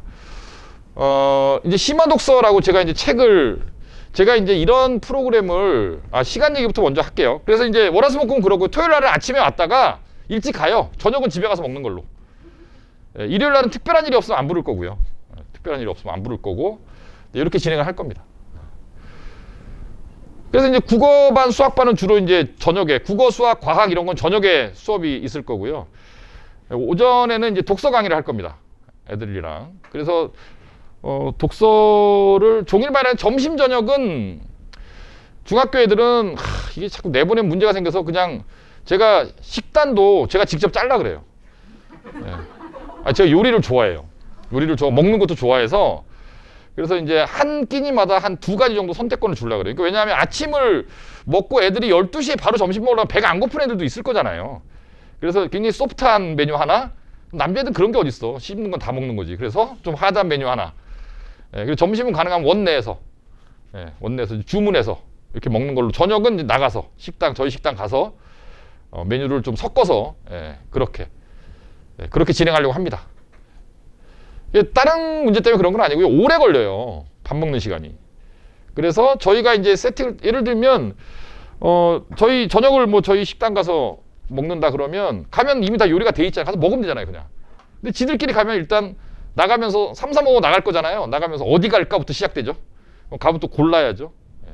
기다려야죠. 예. 그 시간이 너무 아까우니까. 그리고 시간을 못 맞추게 될 가능성이 높고. 그래서 이제 그 아이들은, 중학교 아이들은 이제 점심 저녁은 이제 방학 때는 적어도 학원에서 먹이려고 한다. 예. 근데 이제 안 먹는 게 많으니까 요즘 애들은 또 그렇게 가리는 게 많은지 뭐도 안 먹고 뭐도 안 먹고 뭐도 안 먹고, 그래서 이제 한 가지 메뉴를 하면 좀 이게 잘 안 되더라고 애들이. 그래서 최소 2가지 정도를 해서 미리 그 7월 초에 미리 부모님한테 다 보내드리고, 아예 그냥 동그라미, 자 7월 20일 날은 점심 저녁 다 동그라미 쳐서 엄마들, 예, 선택해서, 예, 그렇게 진행하려고. 예. 근데 식단을 제가 짜는 게 맞는 것 같아요. 제가 그래도 먹는 거에 대한 관심도 있고, 그다음에 이 동네에 웬만한 식당들 제가 하도 이 동네 오래 살아서 다 알고, 식당 사장님들하고도 굉장히 친하고, 우리 애들 보낼 테니까 밥 좀 해주세요. 그런 것도 되고, 예. 어쨌든 그렇습니다. 예, 이런 식으로 진행을 할 거다. 개강은 11일이에요. 제일 늦게 끝나는, 기말고사 늦게 끝나는 학교가 9일이더라고요. 예, 제일 늦게 끝나는 학교가 9일이고 11일 날 개강. 그때는 이제 방학 전이라서 이제 학교 끝나고 바로 오는 거죠. 예, 바로 와서 시작하는 거죠. 바로 와서 시작하고, 그 다음에 방학을 이제 20일 전에는 다 하니까, 제일 늦은 학교가 20일 날 방학을 하던데, 그때부터는 이제 아침 등원. 예, 이렇게 진행합니다. 종일반이라고 부릅니다. 종일반. 예. 이렇게 진행을 할 거고, 그 다음에 심화독서는 이게 제가 이걸 올해 이렇게 1학년 애들 매년 느끼는 건데, 저희가 사실 국어, 영어, 수학, 과학은 강좌가 많아요. 종류가 굉장히 다양하게 있고 아이들마다 듣는 게 다 다른데, 사실 사회 수업, 국사 수업은 안 하거든요. 이게 안 하는 이유가 뭐냐면 수요가 별로 없어요. 왜냐하면 사회, 국사 그러면 암기 과목이라고 보통 생각을 하고 그냥 혼자 하면 되잖아요. EBS 보고 막 혼자 하잖아요, 애들이. 그리고 또 이제 사회, 국사는 학교마다 진도를 나가는 형태가 너무 달라요. 그러니까 사회 선생님, 국사 선생님이 어떤 분야에 따라서 다 다르게 나가기 때문에 이게 뭔가 여러 아이들을 모아놓고 수업하기 굉장히 어렵다는 거죠. 그런데 실제로 올해 1학년 애들 이제 이 교과 전형이 막 그 비중이 늘고 내신 시장으로 완전히 이 수시장이 재편되면서 사회 내신, 국사 내신도 무시를 못 하겠는 거예요. 그래서 요번에 이제 1학기 중간고사 때 사회, 국사 내신을 했어요. 우리 애들 필요하니까. 저희 내부에 강의할 사람 다 있거든요. 그래서 이제 사회 내신, 국사 내신을 이렇게 진행을 했는데, 제가 직접 아이들 질문 받고 가르치면서 느꼈던 건, 고등학교 사회, 고등학교 국사는 이게 시험 때만 해서 될 수 있는 게 아니구나. 애들이 생각보다 너무 배경 지식이 없는 거예요. 예, 너무 배경 지식이 없어서 경제학 얘기 나오고 정치 얘기 나오고 법 얘기 나오면 왠지 애들이 완전히 일하러 듣는 것처럼 눈은 깜빡깜빡하면서 도대체 이게 무슨 말인 건지, 한국말인 것 같은데 용어를 모르니까. 그 다음에 제가 아까 근대 이야기도 막 하고 그랬는데, 그런 이제 기본 그 배경 지식이 너무 독서량이 적다는 얘기죠. 그렇죠? 예. 그래서 사실 저희가 이 클래스에서 여러 가지 책을 아이들이랑 같이 지금도 읽고 있는데, 방학 때는 이제 이 클래스 시간을 확 늘려갖고 타이틀을 심화독서라고 잡았는데, 책을 6권을 선택을 했어요. 일단 법책이 2개고요. 그 다음에 다시 처음부터 돌아갈 거예요, 좀 이따가. 그 다음에 로봇 시대 인간의 일이라는 인공지능 이야기, 인문사회 이야기, 그다음에 경제학 책, 그 다음에 이제 세계사 책 하나, 한국사 책 하나. 이렇게 6권을 다 더해봤더니 1900페이지더라고요. 1900페이지를 약 30일 정도 되는 기간 동안 읽으려면 하루에 한 60페이지쯤 읽어야 되죠. 근데 60페이지 이게 쉽지 않아요. 왜냐하면 60페이지라는 책을 읽는데 걸리는 시간이 그냥 쭉쭉 그냥 그 문학 같은 걸 읽는다 그러면 금방 읽는데, 이게 그런 책이 아니잖아요. 소설책이 아니잖아요.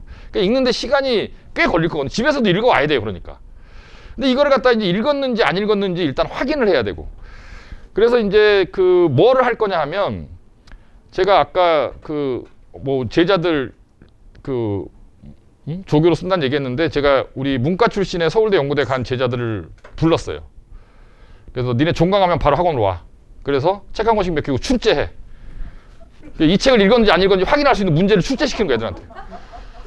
예. 저희 애들이 다 읽었을 만한 책들이거든요. 여기 있는 책은 교과서에 지문이 올라온 책도 있고요. 아까 그 뭐 인공지능 책은 교과서에 있어요. 지문이. 국어교과서도 있고 사회교과서도 있고 이런 책들이거든요. 그러니까 애들이 학생부 전형했던 애들은 다 읽어봤을 만한 책이기 때문에 우리 문과 출신 제자들이 문제를 출제를 할 거예요. 그래서 시험을 보는 거예요. 매일 60페이지씩. 빡시게 읽는 거죠. 그리고 이제 수업을 할 거죠. 당연히. 이 책을. 그 다음에 또 뭘 할 거냐면 그 한 책을 이해하기 위해서 뭔가 예를 들면 오늘 뭐가 나왔더라? 최저임금. 경제책 제가 오늘 읽었는데 그 경제책은 최저임금에 관한 얘기가 나오는 건데 그 최저임금이라는 제도의 어떤 취지나 이런 거 애들이 모를 거잖아요. 잘. 유튜브를 다 찾아서 이 책을 읽기 위해서 관련되는 이제 배경 지식이 잘 설명된 유튜브를 다 취합을 할 거예요. 그래서 책을 한 권 주면서 그 유튜브 리스트도 같이 주는 거예요, 애들한테. 그 유튜브 다 봐와, 집에서. 집에서 어차피 유튜브 보잖아요. 그걸 이걸 보고 오라는 거지, 이걸. 이걸 다 보고 오라는 거죠. 예, 그래서 이제 애들이, 저희 제자들이 문제 출제하고 오전에 출근해서 뭘 하냐면 질문도 받아줘요. 책을 일단 무슨 말인지 모르잖아요. 그 수학 질문 받는 게 아니라 독서 질문 받는 거예요. 예, 지금 6월 그 다음 주면 거의 다 종강이라 대학들이 예, 쫙 들어와서 출제하자. 그리고 저희들끼리 스터디도 하고. 네, 그렇게 해서 책 한 권, 그 책의 내용을 갖다가 이해하는 데 도움이 되는 관련 유튜브 영상 링크, 그 다음에 그 책을 읽었는지 안 읽었는지 확인할 수 있는 테스트지까지 세트별로 계속 만들어 나가려고 그래요, 이걸. 저 참 재밌게 살죠. 이런 거 만드는 게 제 직업이니까 너무 즐겁죠, 애들이랑. 그래서 이거를 하루에 60페이지 이상의 책을 1900페이지를 한 달 동안 여름에 독파를 하려고 합니다.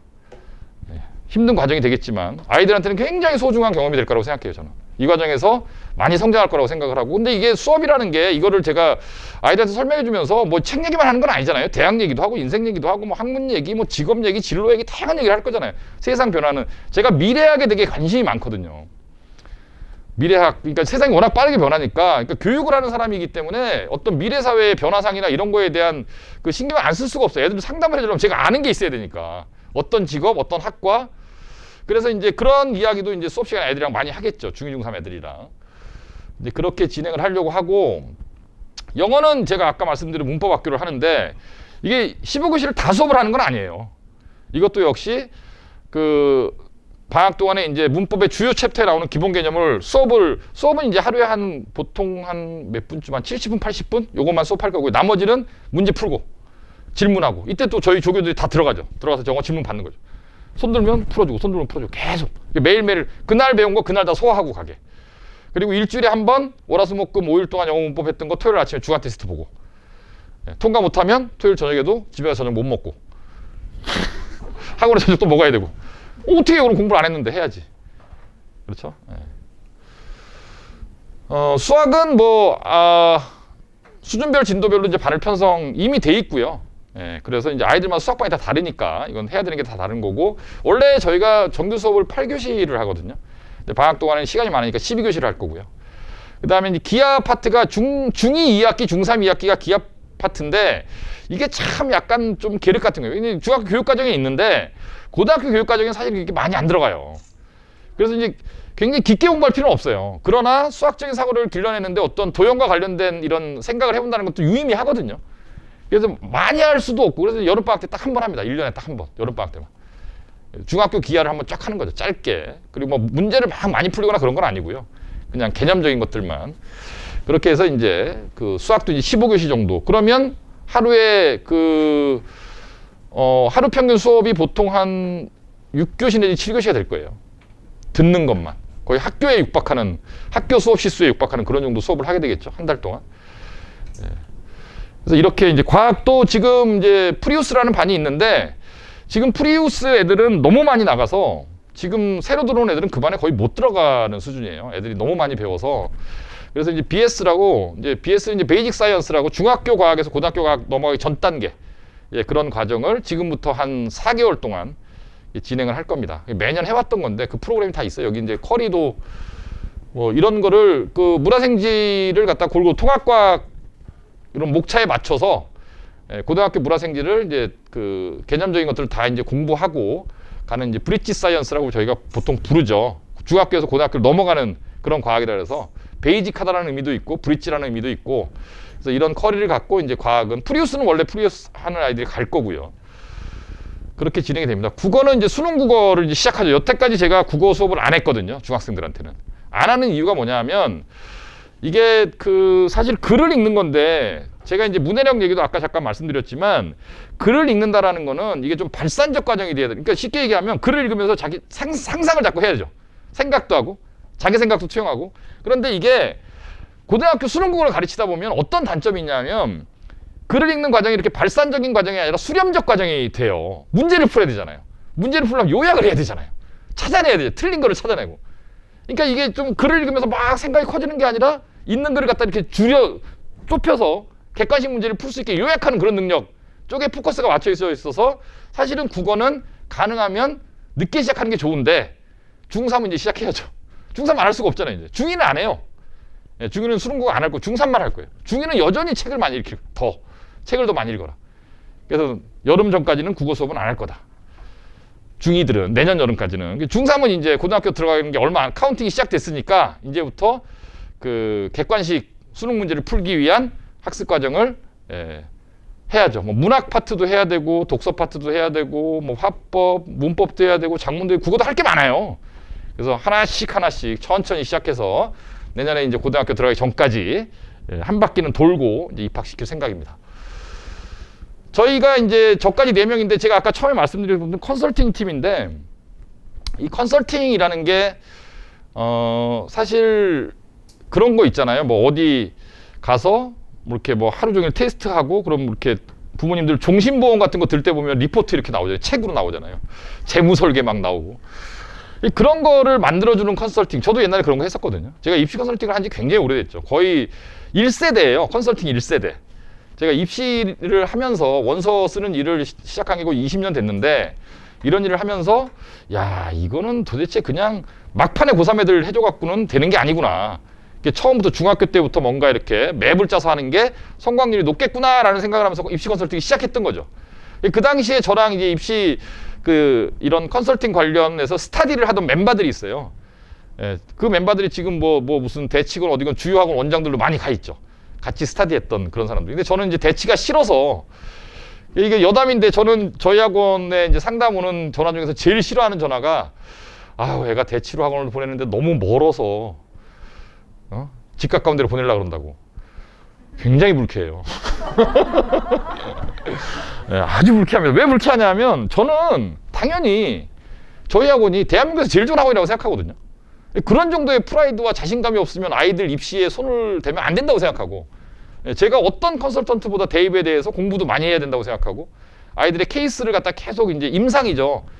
공부를 하면서 학생들의 심리나 성장 과정이나 어떤 학습 스타일에 관해서 어떤 나만의 어떤 생각을 계속 다져가야 되는 그런 생각. 선생님들이랑 같이 노력하면서 좋은 학원을 만들어야 된다. 근데 진명학원을 선택하는 이유가 대치동이 멀어서 거기에 더 좋은 학원이 있는데 여기는 가까우니까 그게 장점이다. 그냥 대치동으로 계속 보내시죠. 그냥 지하철 타고 보내시라고. 그래서 저희 학원에 이제 그 선생님들이 다들 다 오래되셨죠. 그죠? 저희 학원에 10년 넘게 근무한 선생님이 많습니다. 많고 아까 지금 과학 그 수업 프리우스 하는 그 저영 선생님도 저희 학원에 2009년도부터 강의를 하셨는데 지금까지 하고 있고 그다음에 이제 브릿지 사이언스 하는 이동철 팀장님도 저희 학원에 지금 8년 차인가?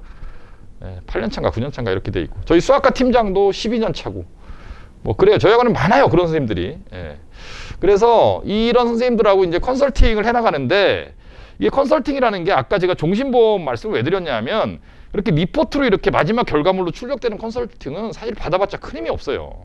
제가 내린 결론은 컨설턴트가 애 옆에 있어야 돼요. 이렇게 시시각각 생기는 문제를 갖다가 계속 아이들한테 해결을 해주고 대화를 나누고 이런 게 중요한 거지. 그런 리포트를 하나 이제 받아서 뭐 어디 가면 그런 회사들 있잖아요. 뭐 30만 원도 받고 50만 원도 받고 100만 원도 받고 얼마 전에 뭐 무슨 유학하는 거 보니까 몇 천만 원부터 출발한다고 뉴스에 나왔던데 저는 그런 컨설팅은 그렇게 큰 의미가 없다. 결국 아이들의 바로 옆에서 아이들의 습관도 바로잡아주고 동기부여에도 신경을 써주고 아이들한테 계속 입시해 가는 것들을 애들을 한 번 얘기해 준다고 아는 게 아니거든요. 반복을 해줘야 돼요. 애들은 똑같은 얘기를 또 해주고 이런 각도로 해주고 이런 각도로 해주고. 그래서 이제 그런 컨설팅 하는 사람도 옆에 있어야 된다. 그래서 저까지 4명이 이제 그런 일을 하는 거죠. 저희하고 쭉 아이들하고 얘기를 하면서. 이번 여름방학 때는 중2, 중3 그 아이들의 컨설팅 과정, 뭐 아이들 상담 이런 건 아마 제가 주로 많이 하게 될 거예요. 왜냐하면 애들 프로그램 6층에서 하기 때문에 중2, 중3은 6층에서 하거든요. 7층, 8층은 이제 고등학생 애들이 거의 다 쓰고. 그래서 이제 6층에 머무르는 시간이, 저도 물론 당연히 방학 때 아침 일찍 나오죠. 지금도 저는 일찍 나오는데, 나와서 애들이랑 같이 호흡하고 질문도 받아주고, 그 다음에 아이들이랑 상담해 나가면서 과제, 출결, 평가 이렇게 쭉 보다 보면 얘는 수시형이구나, 정시형이구나, 얘는 다시 한번 대학 진학을 생각해 봐야겠구나, 얘는 부모님을 한번 만나해 봐야겠구나, 뭐 이런 생각을 하게 되겠죠. 예, 필요하면 또 상담도 진행하고. 예, 그런 식으로. 그래서 여름방학을 짧기 때문에, 사실 굉장히 짧잖아요. 짧기 때문에 이게 어영부영 하다 보면 뭐 휴가 며칠 갔다 오고 뭐 하다 보면 끝나죠. 그래서 저희 학원 방학이 1, 월, 화 3일이거든요. 7월 말 8월 초에 1, 월, 화 학원 방학이 3일인데 그 기간을 제외하고는 좀 학원을 안 빠지게 했으면 좋겠다. 그리고 여름 휴가는 뭐 집하고 학원이 제일 좋잖아요. 에어컨 나오고 뭐 돌아다니면 뭐 사람만 많고 그렇지 않나요? 요새 또 기름값도 비싼데 운전하고 가시려면 피곤하고 그러니까 그냥 요번 방학은, 예, 중2는 모르, 중3은 이제 휴가는 그만 가셔야 돼요. 예, 중2는 모르, 중3은 이제 그만 가시는 게 좋고요. 예, 그런 건 버리셔야 돼요. 좀 소중한 기억이고 가족들 간에 좋은 그런 추억도 만들고 좋은데, 대입을 하는 사람의 입장에서 제일 힘든 게 뭐냐면 여름방학이 있잖아요. 그럼 어떤 분, 원장님 저희 미리 2달 전에 예약해 놓은 게 있어갖고 3일만 갔다 와야 돼요. 갔다 오고 나서 우리 교회 수련회는 절대로 안 빠져갖고 또 며칠 가야 돼요. 그럼 뭐하러 다녀 학원을. 이거 빼고 저거 빼고 다 하면. 그래서 뭔가를 해내려면 나도 뭔가 내놔야 된다. 맞잖아요. 투자하지 않고 어떻게 얻습니까? 뭔가를 내놔야죠. 저도 여름휴가는 안 가요. 여름휴가 사람 많을 때 돌아다니기를 싫어해갖고 제일 좋아요, 여름휴가는. 그래서 부모님들도 그런 아까 처음에 말씀드렸던 것처럼 대학을 보낸다는 게 그렇게 쉬운 게 아니고, 우리가 이제 의미 있는 대학이라는 거는 전체 그런 수험생 숫자에서 6%, 7% 애들이 가는 거니까 그 정도 대학을 지금부터 준비하면 갈 수 있죠, 당연히. 갈 수 있어요. 중학교 내신이랑 상관없이 갈 수 있으니까 아까 제가 중간에 말씀드렸던 것처럼 마음을 딱 먹으시고 해내자. 아들, 손. 한번 울자. 그렇게 해서 결정하고 하시는 거. 여기까지 데려오시는 건 뭐 제가 할 수 있는 일은, 제가 가정 방문을 안 하기 때문에 여기까지 데려오시는 거는 부모님들이 하셔야 되는 거고, 여기 들어와서 아이가 이제 여름방학 때 하겠다 그러면 이제 바꿔내겠죠. 어떻게든. 아이를 바꿔내고 지들끼리 또 이렇게 서로 이렇게 인터랙션 한다 그러죠. 지들끼리 이렇게 상호작용 하면서 이 분위기가 형성이 되고, 그래서 그 학년 분위기가 딱 만들어지면 걔네들은 쫙 롱런하는 거죠. 예. 작년에 고3 애들이, 올해 이제 대학교 1학년 애들이 중3 때 아주 잘 짜여졌거든요. 그래서 3년 동안 열심히 해서 대학 진학 시절이 굉장히 좋아요. 잘 갔죠, 걔네들이. 그렇게 학년을 잘 만들어내야 돼요. 처음 그 분위기를. 스피릿이 있어요. 진명 학원이 갖고 있는 그런 스피릿을 제가 뭐 이렇게 강제적으로 부르는 게 아니라 같이 만드는 거죠. 선배들과 선생님들과 아이들과 같이 호흡하면서 만들고 밥도 같이 먹고 그러면서 공부라는 것이 약간은 힘들지만 해볼 만한 거다. 그리고 지금 내가 미래를 위해서 내 현재 시간을 이렇게 투자하는 게 굉장히 지혜로운 거다. 나는 바보가 아니다. 전국에 있는 모든 중3들이 방학이라고 집에서 다 놀고 앉아있는데 나는 왜 이 고생을 해야 되나?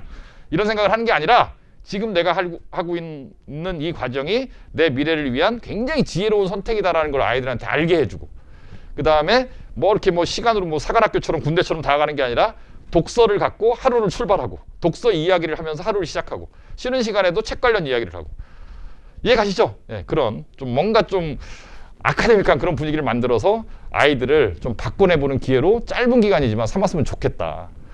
예, 제 노력을 많이 하죠. 저도 굉장히 노력을 많이 하는데, 저는 이런 공교육에 계시는 분들이랑 대화를 나눌 때 제일 제가 싫어하는, 제가 대치동은 멀어서 진명원 보내는 거 싫어하고 그 다음에 싫어하는 게 뭐냐면 그런 말씀들을 하세요. 애들이 어렸을 때 좀 공부를 잘하면 엄마들이 무리를 해서라도 대치나 목동으로 이사를 간대요. 네, 그렇게 얘기들을 하시고, 그리고 애가 공부를 좀만 잘하면 다 뭐 과고를 보내거나 자사특목을 보내버린대요. 결국 관악동작에 있는 일반고 애들은 공부를 못하는 애들만 남아서 좋은 대학을 보내고 싶어도 쓸만한 자원이 없다. 이런 얘기를 하시는 그런 선생님들 가끔 만나서 그런 얘기를 들으면 저는 바로 반발하거든요. 세상에 대치 목동 사는 애들하고 관악동작 사는 애들은 피가 다른가요? 애들은 다 똑똑해요. 애들은 정말 한 명 한 명이 우주죠. 애들은 다 어메이징한 존재예요.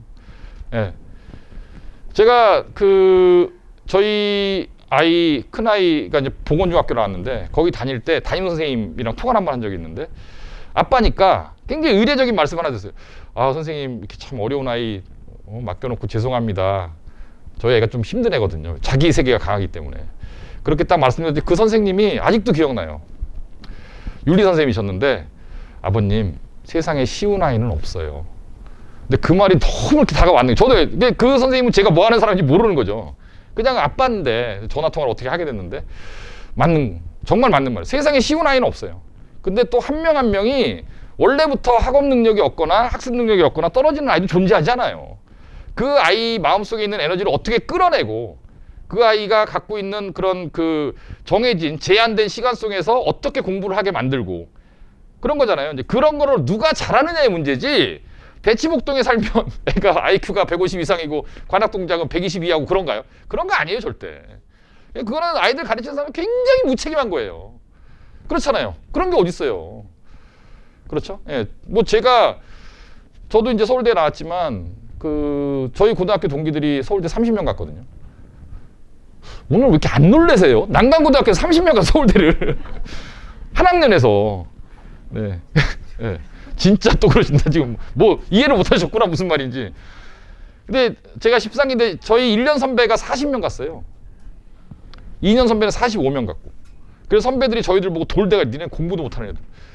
새끼들 학교의 명예를 더럽혀서 30명밖에 못 왔다고 서울대를. 이러던.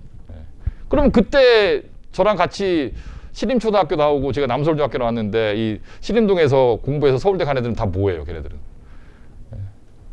역사가 다 보여주는 거죠. 그런 건 존재하지 않는다니까요. 그래서 제가 이제 외롭다라는 말씀 많이 드리는데 사실 이렇게 최상위권 대학을 보내는 학원을 운영하는 사람이 사실 저밖에 없고 이 동네에 사실 거의 여기밖에 없잖아요. 그런 데가. 그리고 이제 대학 입시와 관련해서 뭐 논술 전형을 해야 된다. 이런 말을 하는 정시는 1학년 2학기 때부터 선택적으로 정시로 가는 애들은 해야 된다. 이런 말을 하는 사람이 없어요. 저희 동네는. 외롭죠. 그러나 저는 제 판단이 옳다고 믿고요. 그리고 아이들을 위해서 그런 판단을 내리는 과정 속에서 제가 함부로 아니면 얄팍한 지식으로 잘 모르는 분야를 아이들의 인생에 어느 정도 개입을 하게 되는 건데 그런 개입을 하는 사람은 정말 무서운 거죠. 우주에 손을 대는 건데 정말 공부 열심히 하고 아이들이랑 한 호흡으로 가야겠다 이런 생각을 많이 합니다. 그래야 또 당당하게 살고 그래야 또 제자들 많이 만들어서 그렇죠? 저도 이제 노후에 애들 만나면서 그렇게 살겠죠. 잘 들으셨죠? 네. 뭐 또 입시 이야기, 제 뭐 마음속에 있는 이야기, 진명학원 이야기 많은 이야기를 했습니다. 딱 2시간 했는데 역시 오늘도 제가 설명 딱 끝나면 제일 좋은 게 전화벨 소리가 중간에 한 번도 안 나와. 이건 참 이게 엄마들이 교양이 있는 거예요.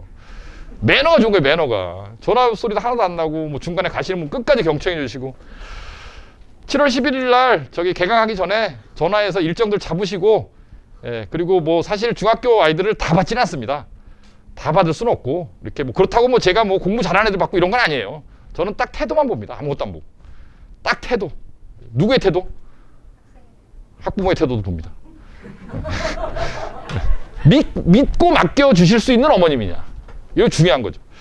감사합니다. 나중에 설명회 때 또 뵐게요. 네, 조심히 들어가십시오. 네.